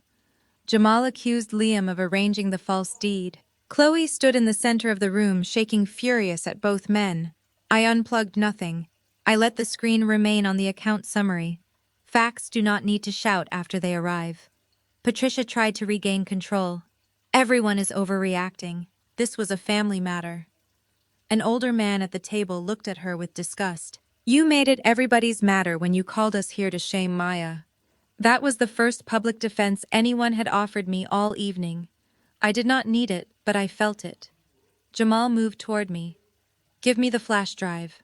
No. Those are my private records. Some are records from joint accounts, some are public, and some relate directly to my property and my daughter's protected funds. The originals are preserved elsewhere. His eyes narrowed. You already sent them somewhere. I said nothing. That was enough. He looked toward Liam. What did you do with that deed? Liam's voice went low. Do not put this on me. Patricia started toward the foyer. I did not stop her this time. Then the first siren became audible through the tall front windows. Everyone paused. A second siren followed. Blue light flickered against the ceiling. Patricia froze. Liam's face changed completely. Jamal whispered, What is that? I removed the flash drive from the television. I do not know exactly what action investigators decided to take tonight, I said. I sent the records through council days ago. Whatever is coming through that door is not something I arranged in this room. Liam grabbed his phone. The gate intercom rang almost immediately. Chloe stared at the screen mounted near the kitchen entrance. Uniformed officers were visible beside two people in plain clothes. The house fell silent for the third time that night. Only this silence felt different. The first had been social shock. The second had been betrayal. This one was consequence. Liam backed away from the foyer. Patricia looked toward a side hall. Jamal's hands began to shake. I placed the flash drive back into my bag. Security can stop waiting now, I said quietly. Patricia tried to explain the voicemail. I did not mean steal it. Then what did you mean by move the college money before Maya starts asking questions? She looked around for an answer that would sound respectable. Temporary liquidity. The phrase was so polished it almost made me laugh. That money was not liquidity. It was Zuri's future. Jamal rubbed both hands over his face. Mom, stop. Patricia turned on him. I was helping you. You were helping yourself feel like the family was still in control. The accusation came from Chloe. Patricia stared at her daughter. Do not join this. Why not? Chloe asked. Everybody else has been joining things without telling me for years. The room cracked again. For the first time, Chloe and I were not on opposite sides.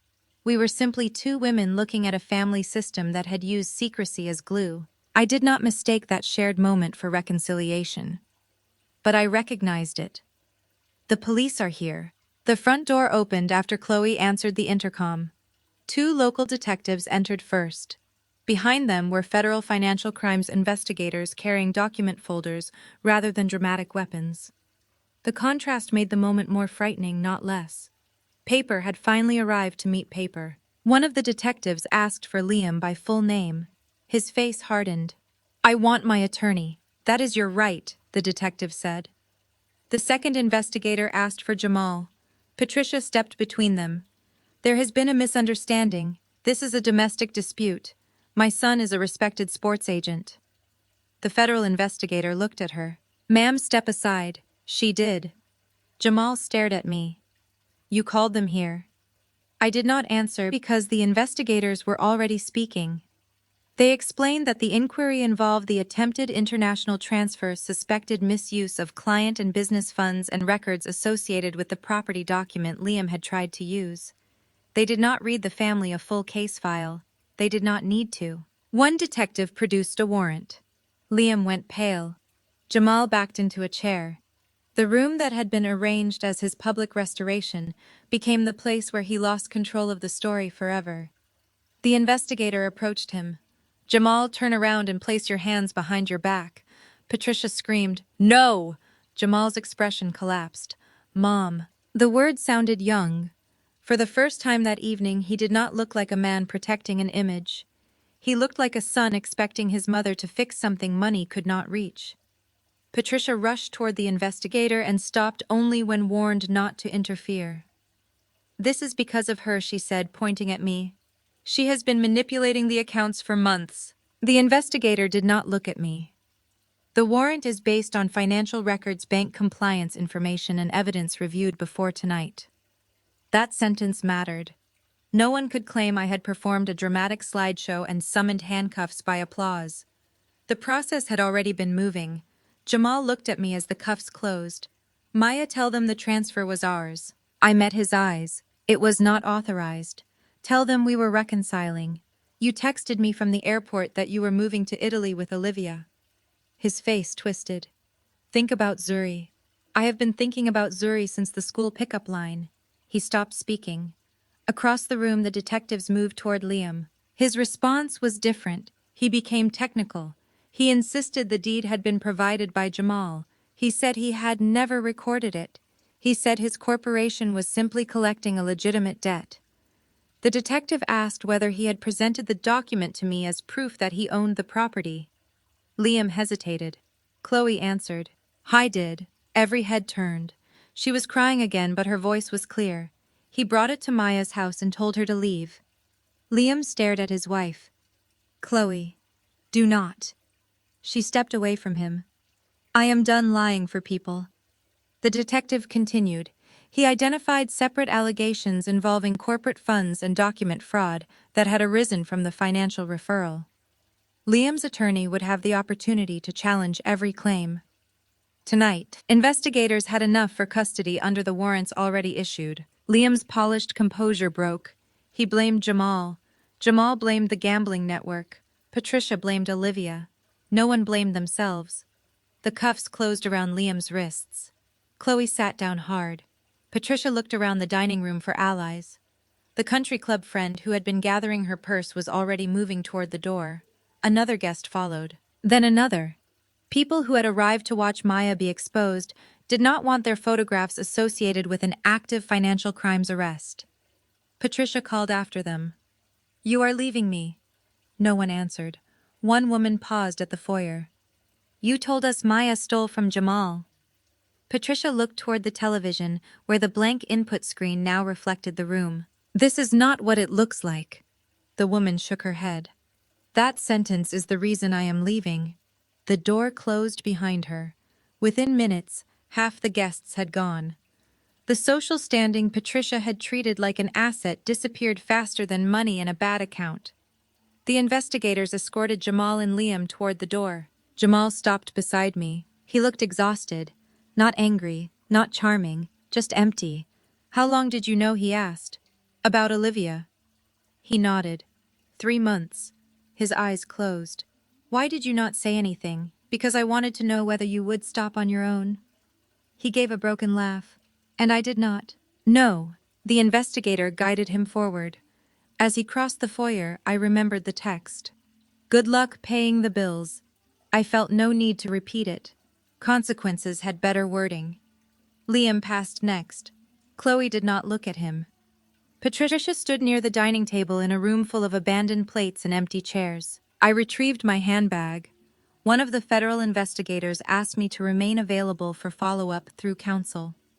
Of course. Then I turned toward Chloe. I am sorry you learned about Olivia this way. She looked at me with red eyes. I am sorry I believed them about you. I nodded once. That was enough for tonight.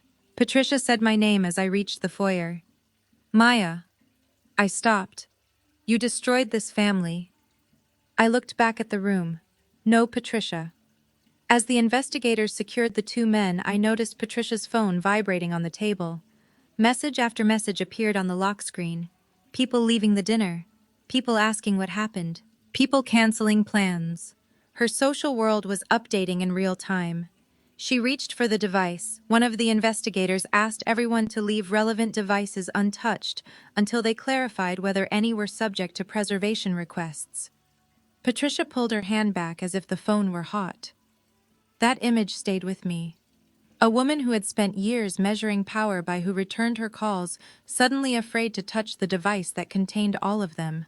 Chloe stood near the staircase, arms wrapped around herself. I wanted to tell her she would be fine. I did not know that, so I told her something smaller and truer. Call your own lawyer, not Liam's. She looked at me.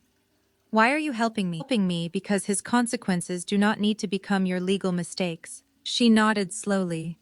It was the first advice she accepted from me without contempt. I documented it. The arrests did not end the case. They only made it public. By Monday morning, the financial crimes investigation had split into separate tracks. The attempted Rome transfer sat with federal investigators because of the international movement of funds and the receiving account under review. Jamal's gambling-related transfers were being traced through payment processors. Liam's business records were being examined for the movement of money through affiliated companies, and the forged deed had been referred to the local authorities responsible for property and document fraud. My role was narrower than Patricia wanted anyone to believe. I provided records. I answered questions. I identified which accounts were mine, which were joint, which belonged to my LLC, and which transactions I had no authority to interpret beyond the documents in front of me. That discipline protected me. The managing partner at my firm called 2 days after the dinner. I assume you have seen the news. I had. A local business site had posted a photograph of Jamal and Liam entering a federal building with their attorneys. The article referred to an ongoing investigation and carefully avoided declaring either man guilty. I did the same. The managing partner cleared his throat. Our internal review is almost complete. Almost no evidence shows you used firm systems to access family records. No client database was queried. No proprietary tool was used outside an authorized engagement. I waited. He continued. The allegations from Liam appear to have been false. Appear, Maya, I am trying to be precise. Good. Keep trying, he sighed. Sterling has asked about you again. I looked out my office window. I was working remotely while the review closed. My desk at home had become command central for both my clients and my divorce counsel. What did you tell them? That the review found no professional misconduct. And the account, they have not decided. The old version of me might have been grateful just to be cleared. The current version heard the difference. My firm had believed years of performance were worth suspending because Patricia and Liam had access to wealthy ears. Even if Sterling came back, I would not forget how quickly reputation had outranked evidence. I thanked him for the update. Then my attorney called. Jamal's counsel wants to discuss temporary parenting arrangements. My chest tightened. Everything else was money. This was Zuri. What is he asking for video contact now? In-person visits only after release conditions are clear. He is not asking to take her out of state. That was more reasonable than I expected. Does Zuri want to speak to him? She has asked about him. Then arrange a supervised video call. My attorney paused. You are separating the father from the defendant. I am trying to. That evening, Zuri sat at the kitchen table with my tablet propped against a fruit bowl. Jamal appeared on the screen from a controlled setting with his attorney nearby. Daddy. His face changed completely. Hey, princess. She told him about the spelling test. She told him about choir practice. She asked if Italy was pretty. He looked at me through the screen before answering. I did not enjoy it very much. Zuri laughed. You should have stayed home. I turned my face away for a second. Children have no interest in preserving adult dignity. The call lasted 15 minutes. He did not discuss the case. He did not criticize me. When it ended, Zuri hugged me around the waist. Is Dad in trouble? Yes. Is he bad? I crouched to her level. Your dad made serious choices. That does not mean you have to stop loving him. She thought about that. Do you love him? The question cut cleanly. I love who I hoped he was. That was the only answer I had. Later, after Zuri slept, I opened the case update. Investigators had expanded the inquiry beyond the Rome wire. Records suggested Jamal had used funds moving through Liam-linked entities to cover debts and conceal gambling losses. The attempted use of Zuri's college account had been documented, but had failed because of the account protections. The phrase embezzlement appeared for the first time in a formal summary, not as a conviction, as an allegation under investigation. I read the word carefully. Jamal had always joked that numbers were my cage. Now numbers were the only thing separating accusation from proof. I closed the document. Outside rain tapped lightly against the window. The investigation also forced me to review my own choices with uncomfortable honesty. I had known about the affair for 3 months. I had known about gambling losses. I had known Jamal was moving money. Had I stayed quiet because I was building a case, or because part of me wanted to watch him walk into the trap? The answer was both. That did not make the evidence false. It did remind me that strategy can become vengeance if you stop examining your motive. I discussed it with my attorney. She said you protected assets you had a right to protect. You documented conduct. You did not force the transfer, I know. But I looked toward Zuri's room. But I never want my daughter to learn that being smart means becoming cold. My attorney's expression softened. Then teach her the difference between a boundary and a punishment. That became the lesson I carried forward. A boundary protects what belongs to you. A punishment exists to make someone suffer. The law could decide consequences. My job was to keep the line between those things visible. The federal case also brought an unexpected practical problem: taxes. Jamal's gambling losses, hidden transfers, and attempted movement of household funds affected returns we had filed together. I could not simply assume every prior filing was contaminated, and I could not amend anything based on suspicion. So I hired an independent tax professional who had never worked for my firm and had no relationship with Jamal. We reviewed 3 years of returns line by line. That process was humbling. Some items I thought looked sinister were ordinary. A commission adjustment I had flagged turned out to be a legitimate delayed payment. One foreign transaction that bothered me was properly reported. Not every ugly marriage produces fraud in every column. That mattered because it reminded me to resist confirmation bias. If I only searched for evidence that proved Jamal was dishonest, I could become just as unreliable as Patricia, searching for evidence that I was cruel. The audit found real problems too. Several deductions tied to Liam's entities lacked adequate support. One gambling-related transfer had been mischaracterized.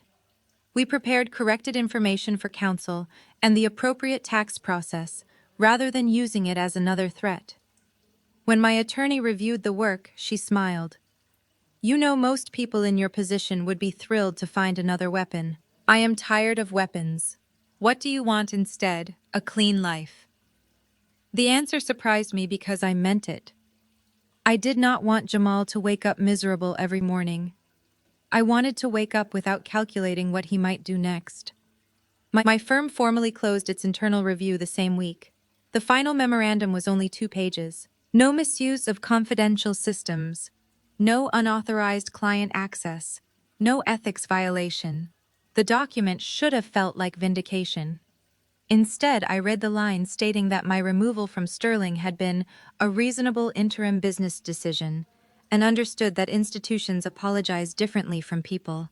They document resolution without admitting fear made the first decision. I saved the memo anyway, not because I planned to sue, because professional reputation is an asset and assets deserve records. I sent a copy to my personal file, another to my attorney, and then returned to work. For the first time since the smear began, I did not wonder what Liam had told anyone. His story now had to compete with an audit trail. For the first time in days, the house felt quiet enough to hear it.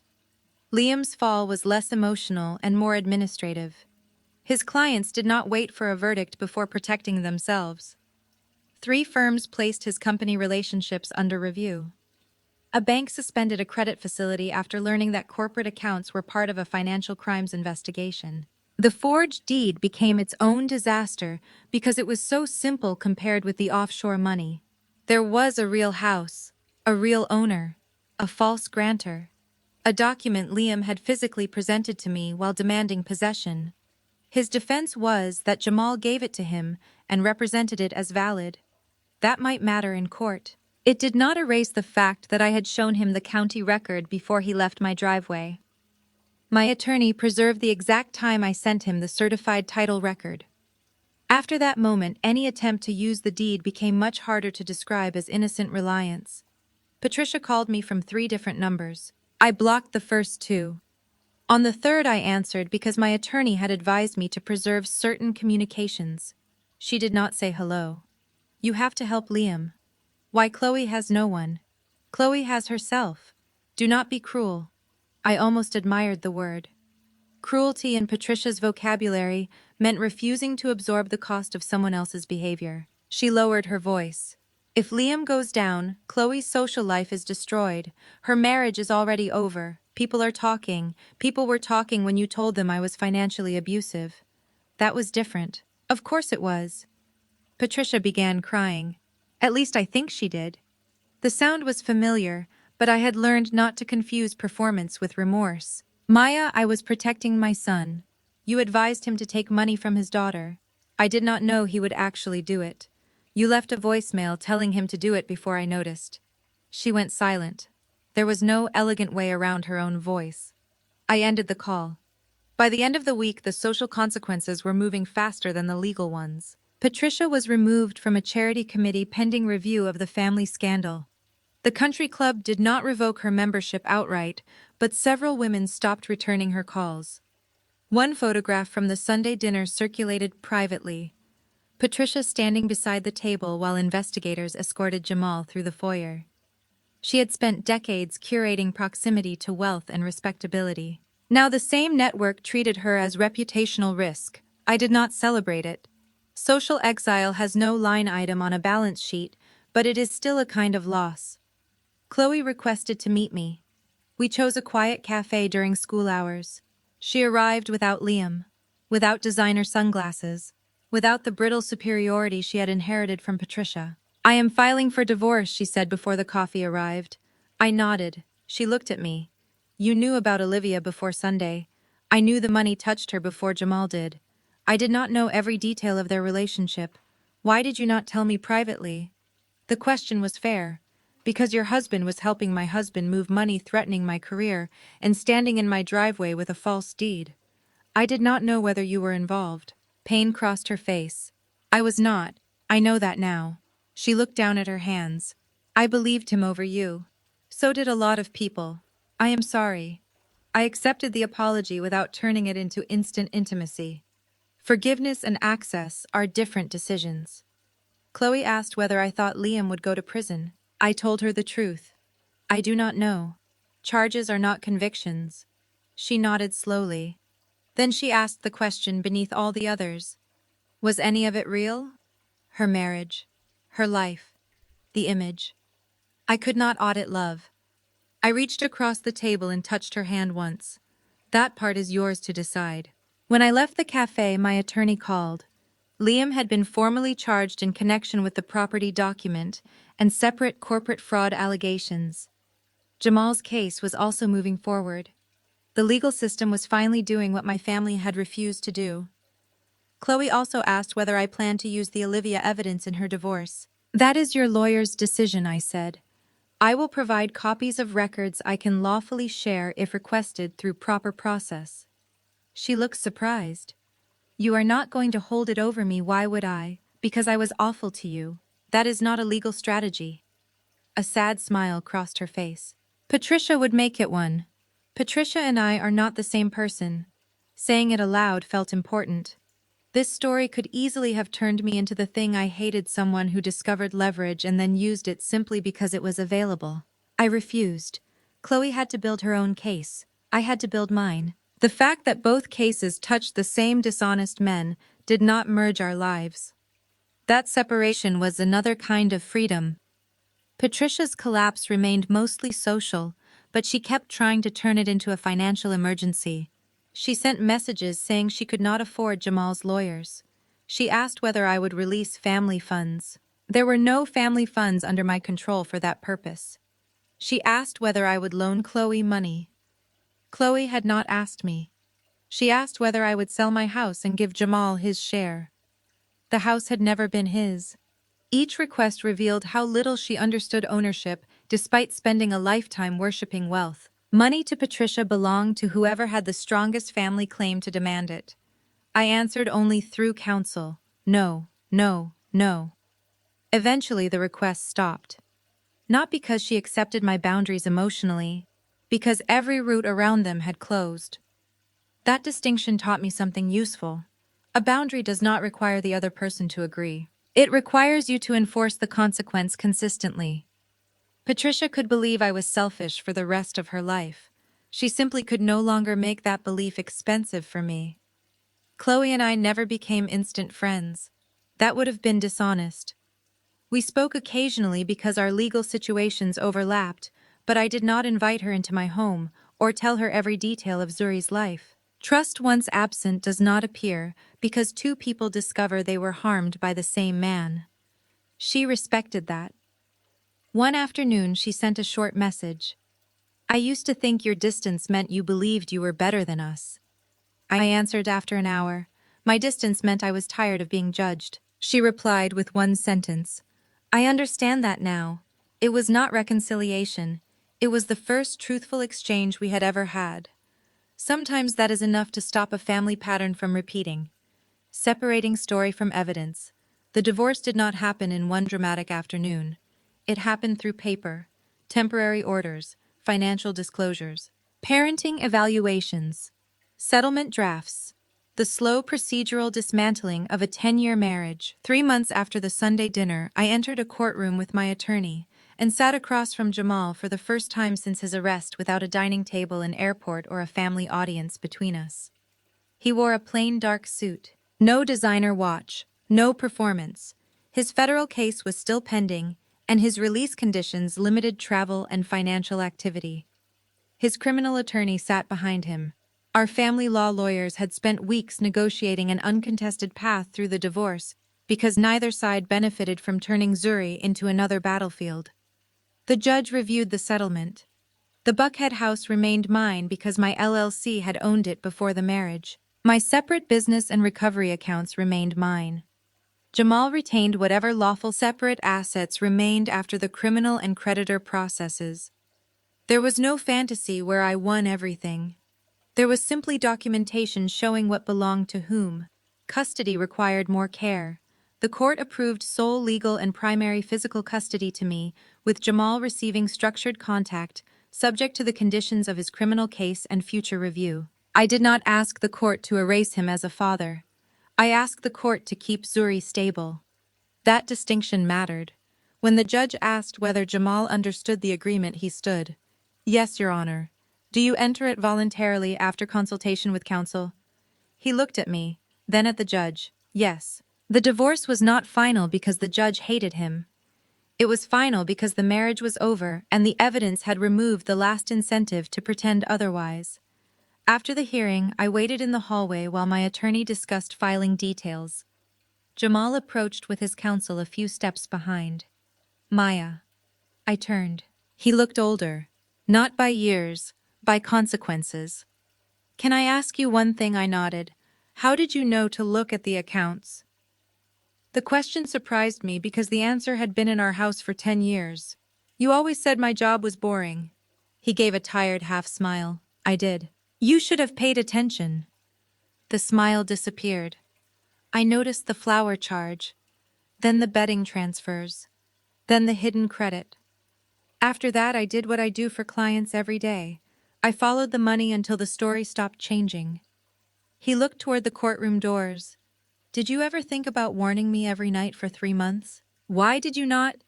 Because a warning would have told me whether you could lie better. I wanted to know whether you would stop. He swallowed. I was scared. So was I. No. He shook his head. I mean about the debt. I thought Italy would buy time. And Zuri's college money. His eyes closed. I was going to replace it. With what? He did not answer.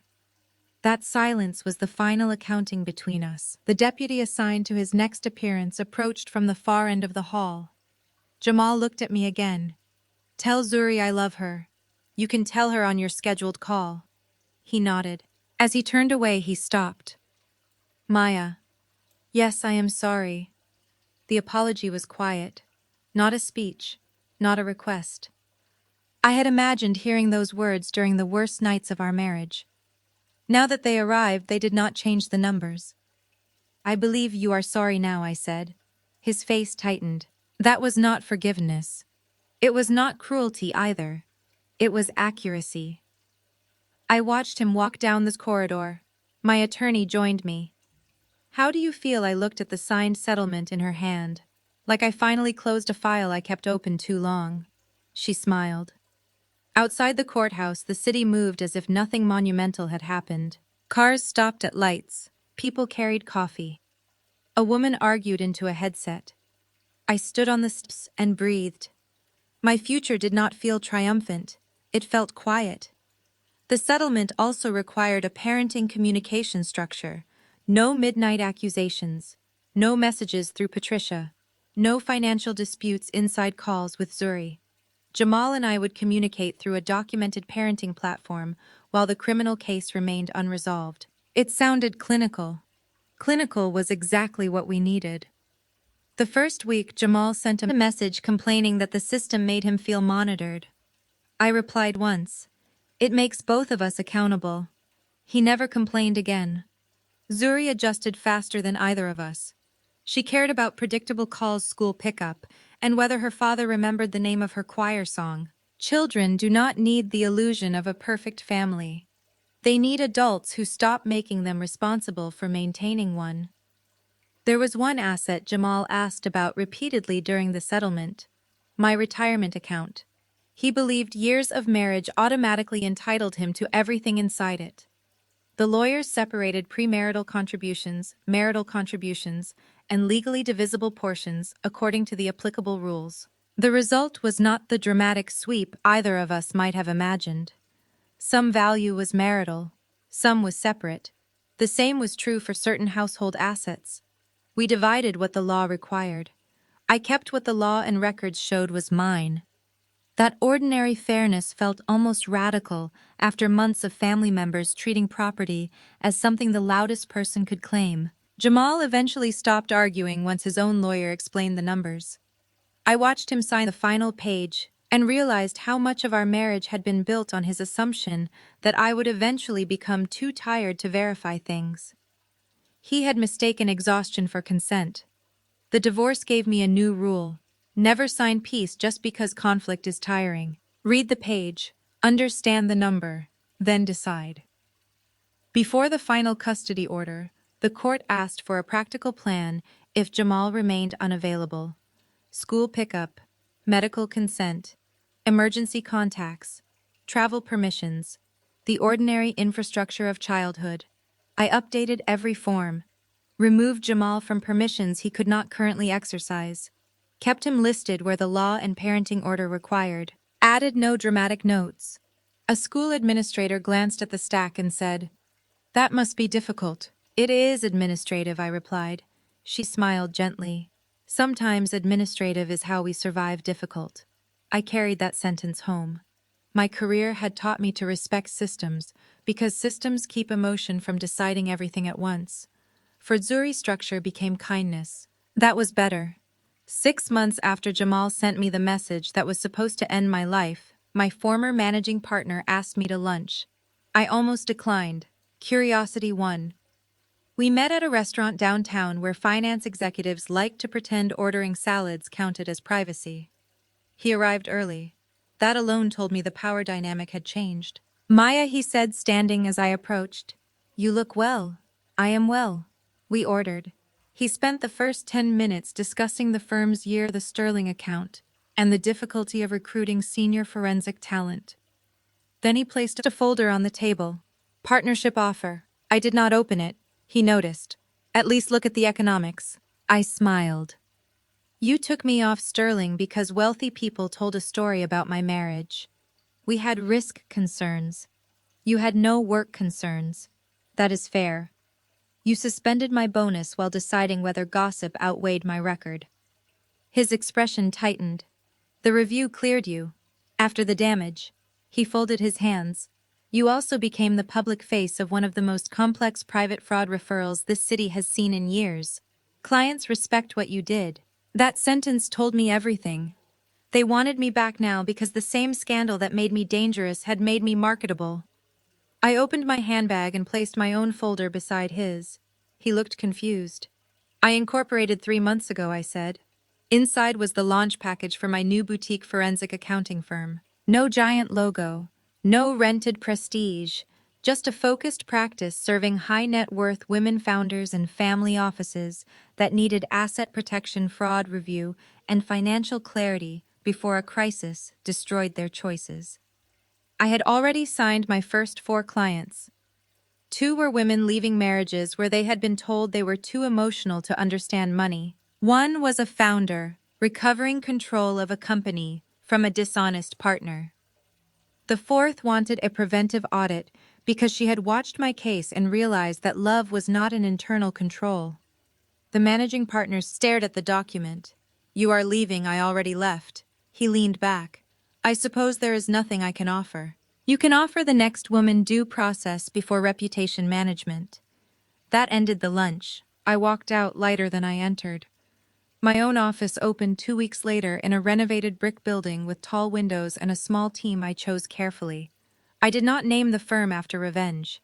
I named it after precision. Clients came because I understood something many financial institutions still struggled to explain. Money is rarely just money in a family. It is access, control, silence, fear, sometimes escape, sometimes protection.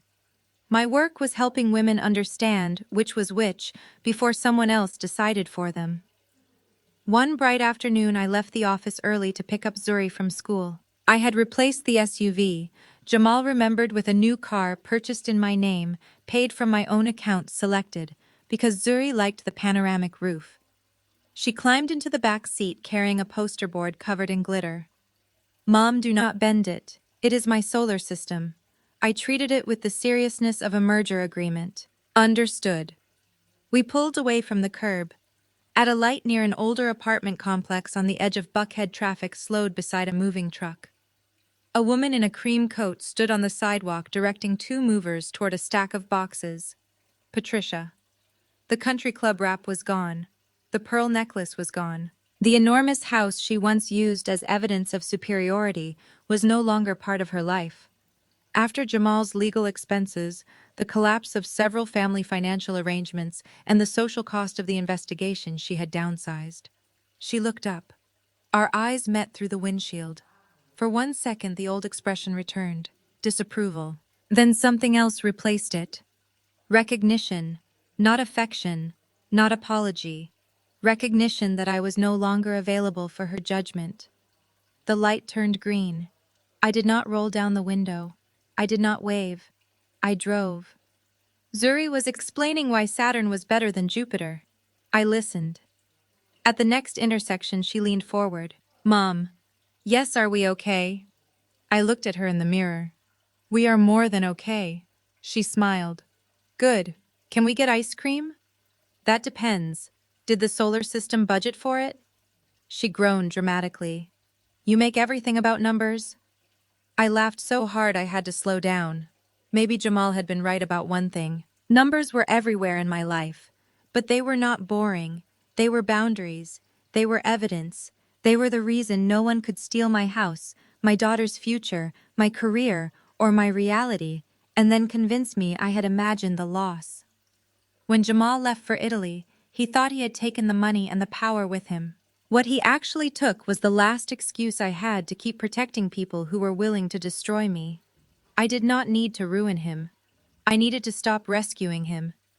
That was the sweetest part of the revenge. The moment I stopped carrying consequences that belonged to other people, my life became mine again. If you have ever had to protect your peace from someone who mistook your trust for weakness, tell me in the comments. And if this story reminded you that quiet preparation can be stronger than loud revenge, subscribe and stay with me for the next one. Zuri turned the music up. I put on my sunglasses. My new firm kept one rule from the first day. No client was allowed to use us as a revenge machine. We would trace assets, preserve evidence, build controls, support counsel. We would not sabotage businesses, invent fraud, or weaponize private information just because a client had been betrayed. I wrote the rule myself after living through the temptation. One woman sitting across from me during our first month asked, "Can you ruin him?" I answered, "No, but I can show you exactly what is yours, exactly what happened, and exactly what your lawyer needs to protect you." She cried, not because the answer was dramatic, because clarity can feel like rescue when someone has spent years being told she is confused. That was the business I wanted, not revenge, recovery. The first anniversary of Jamal's departure passed without ceremony. No flowers, no angry post, no private toast to revenge. I took Zuri to breakfast before school. She ordered pancakes shaped like a bear and informed me that the ears were mathematically unequal. I told her that sounded serious. She said, "Mom, you can fix numbers. You cannot fix pancakes." I laughed. That sentence stayed with me all day. There had been a time when I believed enough competence could fix every part of a life. Find the hidden account, protect the house, preserve the evidence, build the case. Those skills saved me. They could not make Jamal faithful. They could not make Patricia kind. They could not give Chloe back the years Liam had lied. They could not protect Zuri from every disappointment. Numbers can define exposure. They cannot guarantee love. The freedom came when I stopped asking them to. I could protect what was mine, choose who had access, and build a home where my daughter did not learn that loyalty meant surrender. That was enough, more than enough. Weeks later, one of my new clients asked why I never used the word revenge in our marketing. Because revenge keeps the other person at the center, I told her. Recovery moves you back to the center of your own life. That answer became the quiet philosophy of the firm. I had spent months watching Jamal, Patricia, and Liam collide with consequences. None of those consequences built my future. The future came from the office. I opened the boundaries, I kept the home. Zuri felt safe in, and the fact that no one else could tell me what my own records meant. I still believed in accountability. I simply no longer confused